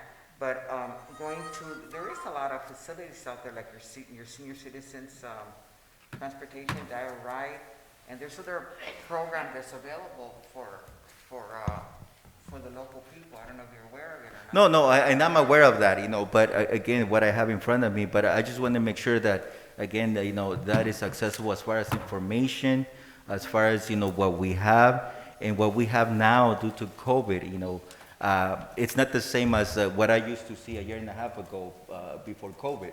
I mean, I understand, we're going through a special situation. But getting out, of this, we need to know who's still available and how, those are going to come back.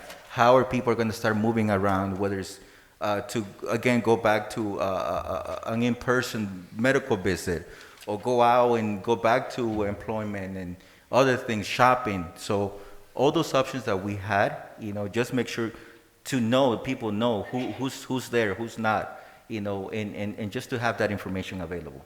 So not any pointing out any specific companies. It's just informational. Councilman Garcia, and I want to offer this, and I want to know if this is something that you would be in agreement with. Maybe one of the things that we can do, so we can have a precise presentation on some of the services, we can work with the Imperial County Transportation Commission and have them come down. And we can work on a schedule that's amenable for both parties and give us a presentation in terms of the services they offer specifically for Calexico. That would be great. Yeah, we're you're set up. We're set up to have a meeting pretty soon. We can also bring it up as an invitation. Oh, that would be great. If Right, you can, invitation of that. get Mr. Basso, someone from Yes. yeah. Maybe that would be there, great. Mayor Pro Tem, what we can do is, if that gets conveyed at your level, what we can have is have, for example, on my end, my public admin manager coordinate with the staff at ICTC for the best possible date. Yeah. Yeah. Thank you. I have a comment, Madam, please. We need a public transportation, Mr. Figueroa. This is impossible.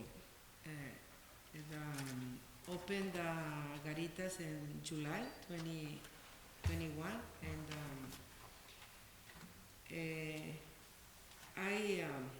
it doesn't even appear appear in the list the transportation for the Castro families for 50 years is ¿cómo se dice? Maneja el transporte público. No lo pusiste en la lista, ¿no? Oh, no, this list is only the ones that are circulating at this moment. When I spoke to Mr. Castro, he advised me that due to COVID, he had to stop because he wasn't getting the passengers that were crossing the border, as well as when I contacted Gran Plaza because they have a shuttle from the downtown to their facilities. They also advised me that currently the service is not being provided because of the same thing, that they're not getting customers that are crossing the border and using the transportation services. So once, hopefully when the border opens, I will be able to add the Gran Plaza as well as Mr. Castro into the list. These are just the services that are available at this moment. And it may be possible to obtain 3 donated buses for the state of California, Mr. Figueroa. It's possible to speak with Ms. Tellechea, please? It's possible. If that's to me, that seems to be fantastic news. I would be obviously more than open to talk to anybody where we can further engage in the conversation about that opportunity. Yeah, only we can look in Calexico for a company or person operate them and make a bid or for that, or I don't know, no? Sure.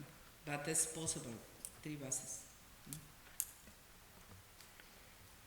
Thank you for sharing that. That's good for us to know. I wanted to say, Okay, can we move on then?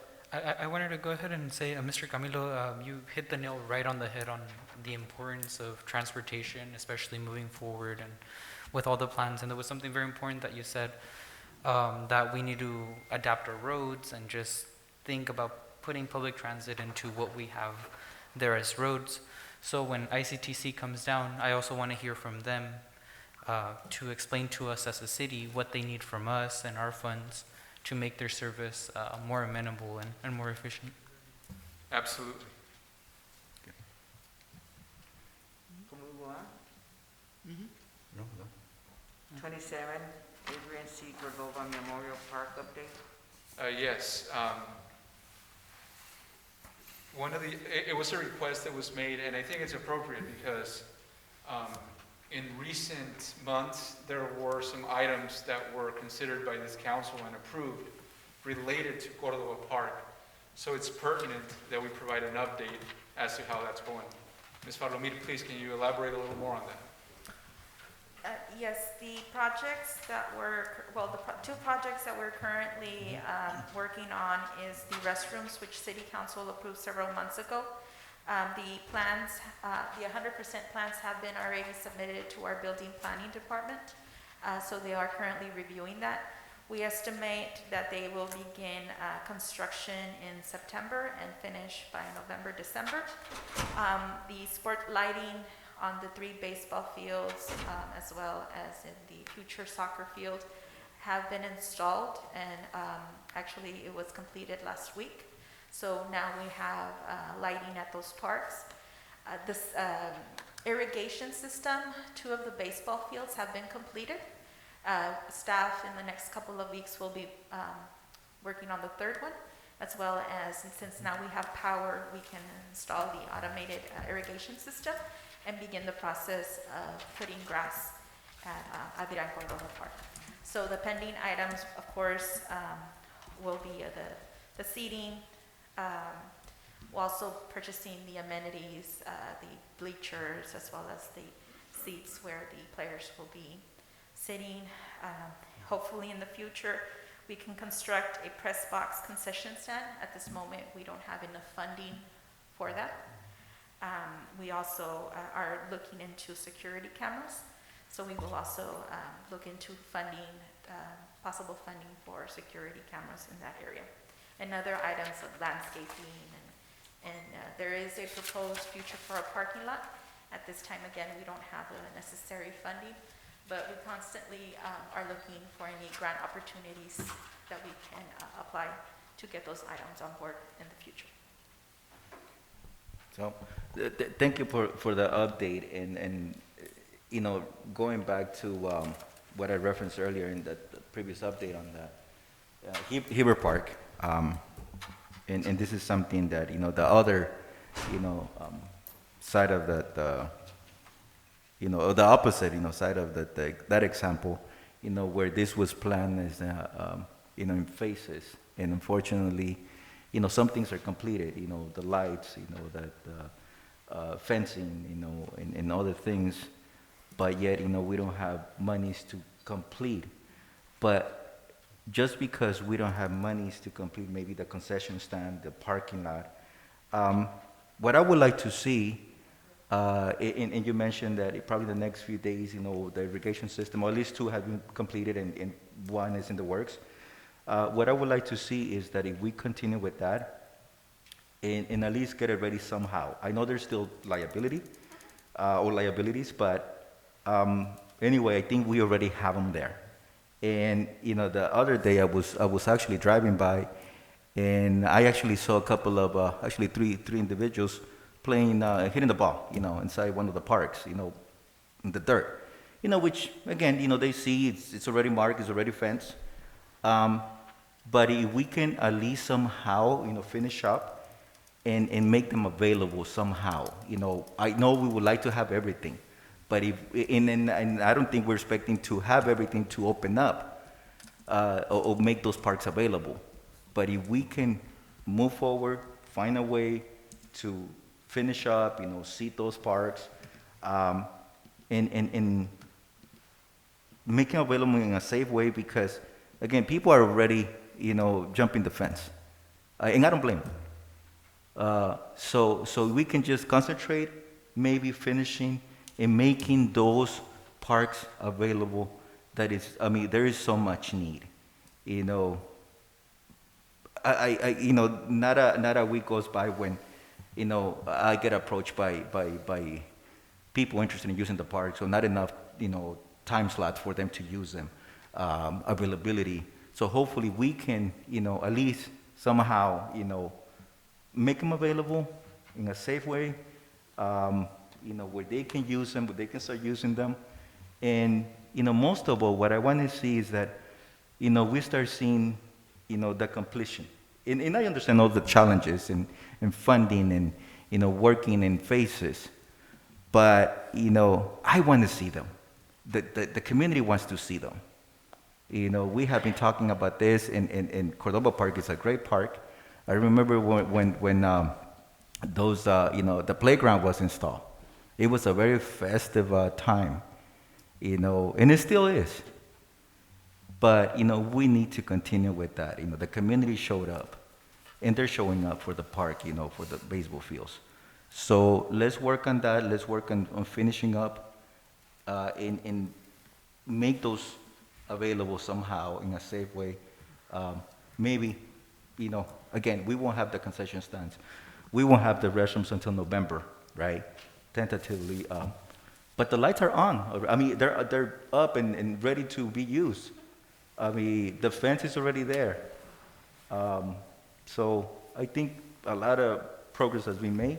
So let's continue and let's shoot for soon, you know, I don't want to say partial opening, but at least availability for our young people and our you know, citizens that, you know, they're badly needed, in all of us. So looking forward to an update soon to have a grand opening somehow. Thank you. Anything else? No? Okay, so we're going to go back to now city manager's report. Madam Mayor, because just given the dynamics of the agenda and how it went, I just want to make sure that we did not leave any comments that came in. So I wanted to defer to the city clerk to see if that's the case. We do have a comment that was received via the Zoom chat, and Of who? via Zoom chat, we do have a comment that was received, and I'd like to read it from you. Dear council members, my name is A. Medina Sr. from 2301 Nixon Avenue, Calexico, and would like to make the following public comments.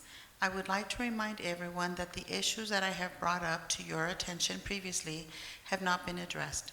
These issues include illegal trash dumping at the East Cole and Grover Cleveland abandoned lot, where off-road vehicle racing takes place, as well as hunting, poor quality of water and high water rates, road repairs at Jasper and Bowker, stop sign needed at the corner of Nixon and Meadows Avenues, and finally, a $692 parking ticket refund.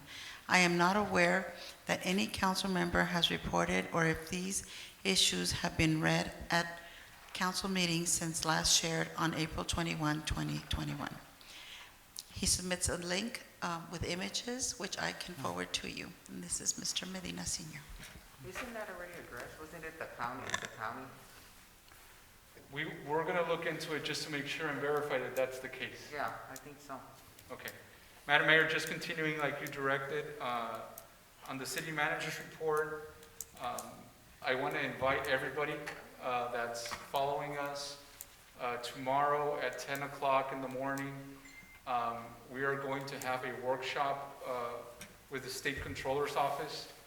The actual State Controller will be part of this virtual workshop, Ms. Betty G. And aside from that, we're going to have the participation of the City Council, and we're also going to have the participation of a representative from SBA. So I also want to bring that up. We've used the Small Business Development Center as a way to communicate to businesses. Ms. Jaisel Mendoza shared with me that she has on her network 2,000 businesses valley-wide, because we want to reach to as many businesses as we can. And she was able to get that done for us, so thank you to the Imperial Valley Small Business Development Center. We here as a city, I want to commend my staff that reached out to the businesses that not only were part of the COVID-19 relief program, but that we've been working with pre-COVID on multiple city functions. They were also notified. So at the end of the day, we feel we're going to have a very productive session tomorrow, and we're looking forward to that. It's going to be a virtual workshop. However, we are opening the doors of City Hall to the chambers, specifically at limited capacity per what our local health officer allows us to come in and see the workshop here live. I am happy to say that my city clerk actually has a list of businesses that have confirmed that are going to be here. So we will have enough capacity here in-house for those that have expressed interest. There is a second item, Madam Mayor, that I do want to bring up. Okay. And for that, I want to call up my police chief because this is actually something positive that we approved as a city. It pertains with Spread the Love charity. And Chief, please provide details of the partnership here. So, you know, there's always something good that comes out of something bad. And so during the homeless camp, I was reintroduced to Spread the Love charity. So they've been very active in our city. And this past week, as a city, we approved a request that they made for us, which was to allow them to bring their portable showers that they go all around the county. So we were the only city that was not on board. I didn't know that was not on board with them to this. So everything that they bring is all self-contained. So they don't have to hook up to water. They don't have to go and they don't dump the water there because everything gets like recycled. People take showers and then they move on and they give them fresh clothes. And then they also offer other services. And so what I had sent Miguel was a text that Jessica Soloro sent me. It says, hey, Chief, it went really good, because I asked her how it went. It went really good. He goes, a little slow, hard to find people out there, but we used it as a tool anyway, so we showered 8 individuals.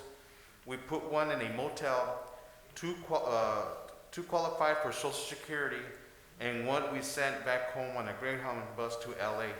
Because we focus on combating homelessness instead of enabling them.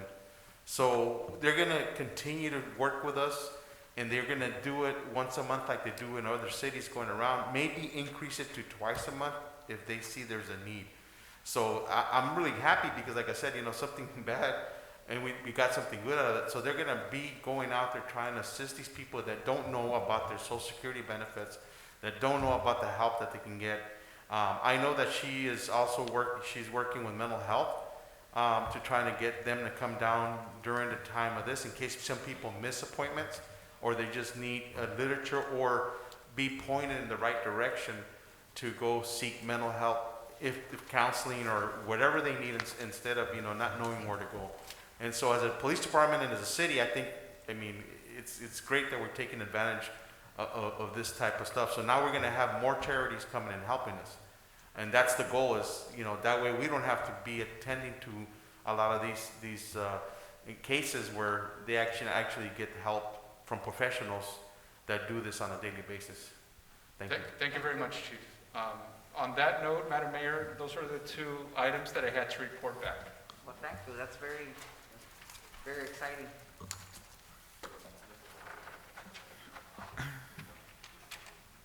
Okay, now City Council comments, reports of meeting attended. We'll start off from my right, Mr. Ureña. Yes. Muy buenas tardes, Cabildo. Good afternoon, City Council. Two main comments that I had to make to the City Council. One positive, one that is meant to bring about improvement in the way that we represent our people. It's very exciting to see that Controller Betty Yee has selected Calexico to be one of the first, or the first event in this small business outreach program that she is running statewide. First, it's going to be Calexico, then it's going to be Visalia, and then they're going to go up to Eureka. This is a very apt launching point for us as a council to start making the recovery plans for the businesses. Controller Betty Yee is going to come down here and inform the business community what aid is available. Small Business Development Center and SBA are going to be here to share local resources.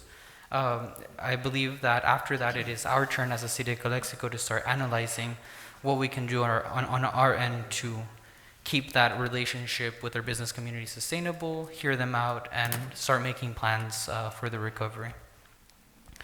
I'm going to share a list of disappointments this month with regard to the proclamations that I had submitted, and I bring them up to try to improve the way that we recognize certain groups in our community so that they feel included, so that we are a welcoming city. Earlier this month, I asked Mayor Fernandez to recognize Juneteenth, which is Black Liberation Day or Emancipation Day.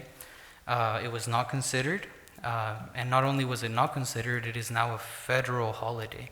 Again, the City of Calexico is out of step, not just with people in our own community, but pretty much the whole nation. As we have decided, that is an important date to recognize. The City of El Centro hosted the Juneteenth event for the county, and the City of Calexico was not even able to make a proclamation for the contributions of the Black brothers and sisters, individuals that live in our community. Not only that, I asked Mayor Fernandez to recognize June Pride Month, LGBT Pride Month. Unfortunately, not only did the rest of the world and the region celebrate Pride Month, we actually had a murder, or a killing at least, it's still under investigation, a killing of a transgender person in our county, in the North End. This is the second one. First it was Marilyn Casares, now it is Poe, may they rest in peace, in 2021. It is important that we not only acknowledge the contributions of our LGBTQ residents, but that we acknowledge that they're still targeted, that they're still going through pain, There are people on this council, myself and Moreno, who were targeted with homophobic rhetoric during the campaign. That kind of hate is alive and well, and so I'm very disappointed to see that in June 2021, San Diego had its first pride flag raising, Coachella had its first pride flag raising, Fresno had its first pride flag raising, Delano had its first pride flag raising, Mexicali for years has celebrated June Pride Month, and it's June because of Stonewall, and the city of Calexico, because of Mayor Fernandez, refused to acknowledge this very important month and this very important community that unfortunately has a big wound due to the killing of Poe, the second transgender person to be killed in recent history in our county. Not only that, I'm very disappointed with Ms. Fernandez's comments on KYMA, where she said that the city of Calexico will essentially not make endorsements or not participate in the legislative process at a statewide level because, quote, the city of Calexico will not take partisan positions and that we trust fully that the California legislature will do its job. We specifically refused or voted down to endorse, in my absence when I was gravely ill, we did not want to endorse AB 339, which is an open meetings law. We did this, we refused to endorse this bill that would make the Zoom permanent at a statewide level. In a town where most residents, because of the lack of public transportation, can't even make it to the meetings. If you live on the west side and if you don't have a car, you can't make it to Calexico City Council meetings. And with that fact, members on this council said, we don't want open meetings. We don't need that. We don't want to participate. We don't care what the state is doing. We don't care what the nation is doing. We don't care what the region is doing. That's a very bad attitude. The same thing happened with SB2. SB2, we tabled it. Ms. Fernandez said it will never reach this council. We will never talk about police brutality on this council. SB2 passes because it's time. As with all these other things, it's time. It's been time. So I asked Mayor Moreno as he comes in, we need to agendize a discussion on the assembly version so that our community has an opportunity to have input as a city officially on this important topic of police reform, especially in the context that we are now under investigation for an incident of our own. With that, I will defer to the rest of the council for their comments. Thank you. Thank you for your comment, Mr. Ureña. Moving on. Mr. Proto? Thank you, Madam Mayor. I only have one item. We continue working at a meeting with the Farm Workers Service Center, and I am going to talk a little bit about that in the future agenda items when it comes up. Okay, Mr. Garcia? Thank you, Madam Mayor. Talking about services, on June 11th, we had a chance to meet with a representative from Imperial County Department of Social Services and as well as, Chief Gerardo. The reason why is because, as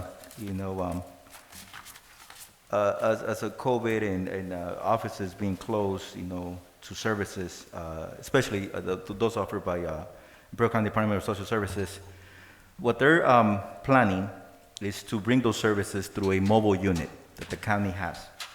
So, and these services will begin effective on July 7th. So, the services that they will be providing, that they will be actually taking to different parts of our city to reach out to people who have a need to have access to these services. They will be able to submit applications for services such as CalWorks, homeless assistance, CalFresh, medical, general relief, and cash assistance program for immigrants. They will also get assistance with documentation, such as filling out documents for their semi-annual reports, adding any persons to their applications, and what they will be needed to determine eligibility for services. They will also have the ability to provide update on the case status, inform them if they have submitted all the information, or if they have any pending information that needs to be provided to social services to be processed, for the application to be processed. Also, they will link them to other resources. They will also will be able to deliver their electronic benefit transfer card, or EBT, if they call in advance, so they can bring them to Calexico, as well as the temp medical cards. But those have to be requested in advance. They will also be able to reprint and deliver forms needed to determine eligibility for services. And also they will be able to collect documents from their participants to submit to their workers, case workers. So the schedule will be starting, like I said, on July 7th. From 9 to 12, there will be a Rockwood Avenue in Espinosa, right by the Alejandro Rivera Senior Apartments. So that's 9 to 12. Then from 1 to 4 p.m., also on the 7th, there will be on Andrade and 4th, right, by Rancho Elegante Park. Then again, they come back on the 21st of July, again, providing the same services. They will start at the parking lot south of the one stop, 301 Heber Avenue, from 9 to 12 p.m. And then from 1 to 4 p.m., they will be located on Cloak and Grant, right by the fire station. So what they're doing is, again, bringing their mobile services, making them available to places that will be near to them. So again, transportation, challenges, but they will have an option just to hopefully walk and have access to these services.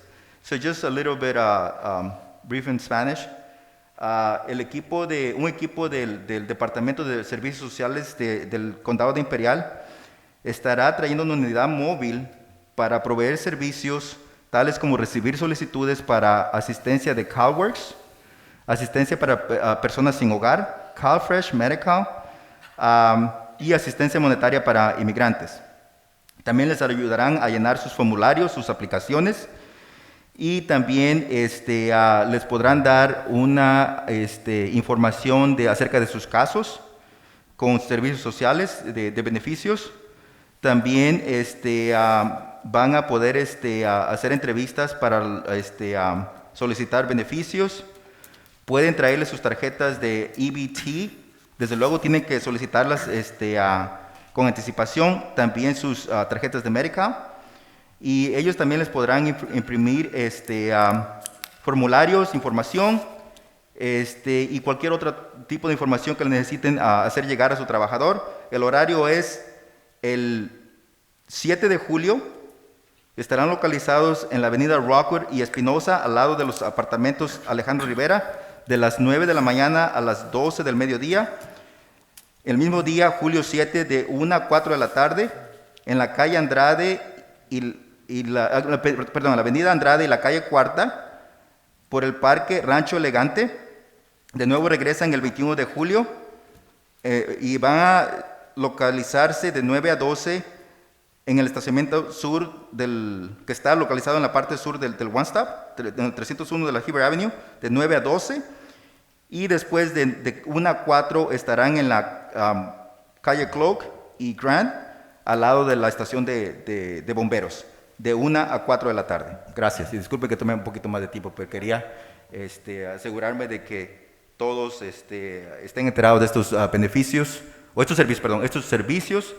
Vamos a hacer disponibles esto Mr. Figueroa, si podemos hacer esto disponible en nuestras redes sociales o en el website de nuestra del municipio. So if we can just put this information, I think that would be great. This is something that people will have access to, so they don't have to go to a central. So they will be in different parts of town. Thank you. Thank you, Madam Mayor. That's all. That's good. Mrs. Romo? Thank you, Madam. And I'll go back. No, sorry. Yeah, go ahead. That's okay, thank you. Okay, I have good news. The United States Department of Agriculture promotes loans to buy a home. This program helps people with the low and very low incomes in rural areas. And Imperial County, Imperial Valley Economic Development. The telephone is 760-353-8332. Repeat, 760-353-8332 for more information.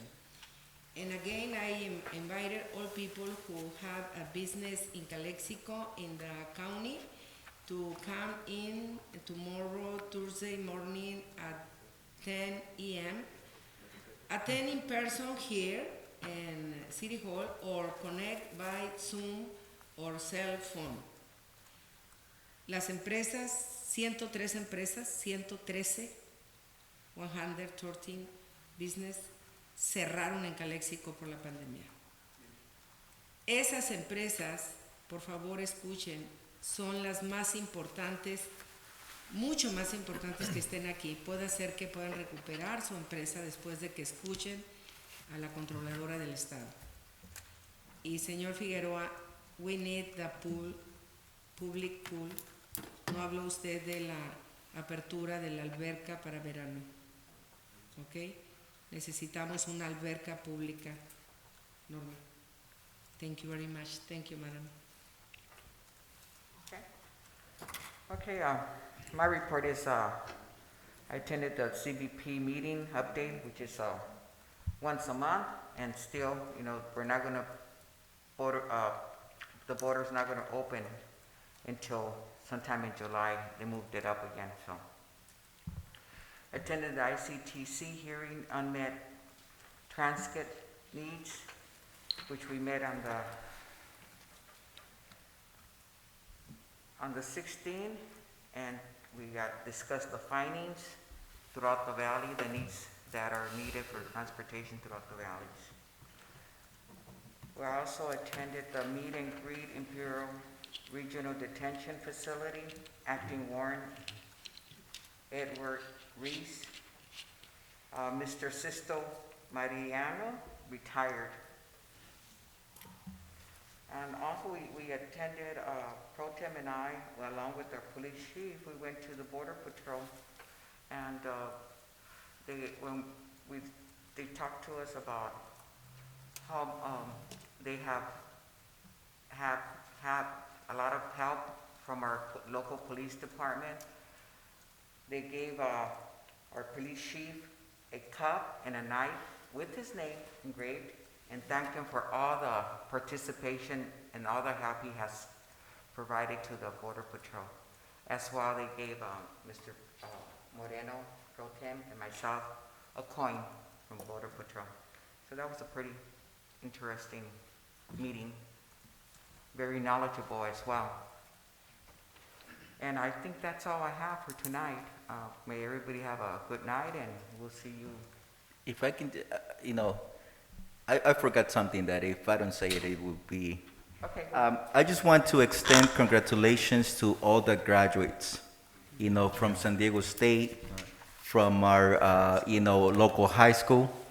I know it was great to see that we were finally able to have some normalcy, have some in-person, ceremonies. The promotions from our elementary schools, I think those are things that shouldn't be, that they should be highlighted even by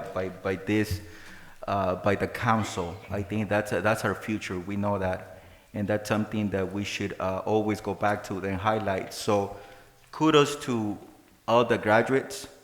Best of luck in the upcoming, school year. Starting their college, career or schooling. And hopefully we can go back to normal classroom instruction. So thank you, and thank you for allowing me just to make sure that I said that. It was just something that I wanted to share. And hopefully, one thing that I always wanted to have, if we can just have maybe in the future, some sort of recognition, names, who graduated, who had a master's, PhD, or just some recognitions, higher education. I know the schools, have higher education week or month, and so I think if we were to have something like that, I think it would do a lot for our community also, and make sure that we continue to push for that. Make sure that we continue to highlight that, because that's the great equalizer for our community education. So, in the future, if we can just, Madam Mayor, consider something to recognize. Madam Mayor, really fast. As a city, it's also important to note the role that we play in assisting and facilitating that the proper services were offered, so our graduations in the city could take place. So that great collaboration, if it's higher education, if it's our local elementary, if it's our local high school system, kudos, because it was a partnership and the results are there. It was well done. So thank you to those on the city that participated, and those obviously in the school system. Of course, and I did see local firefighters, PD, going around.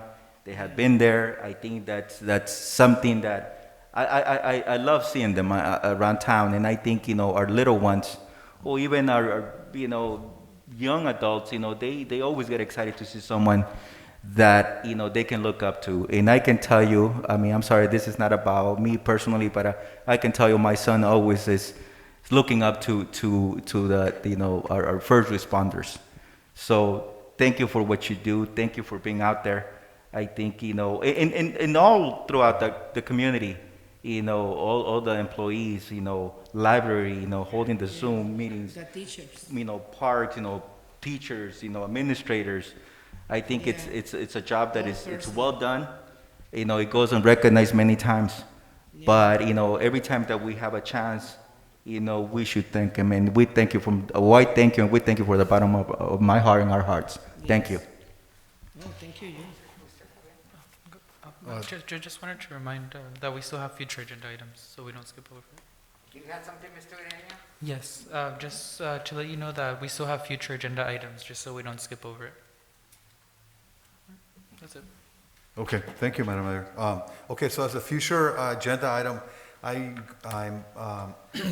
set to give another update on the Farm Worker Service Center, especially because since my last update, there's an Assembly Bill 941 making its way up to the legislature.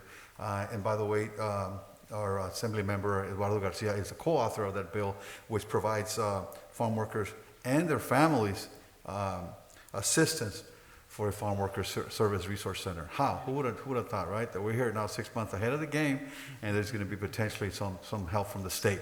I tell everybody, when we get on the map, things are going to be changing. I'm really looking forward to that, and also proud to say that I'm here with council members here, but also we're going to be working together on this project. So I'm looking forward to that. Give an update next time. Thank you. Any other future agendas? I had two.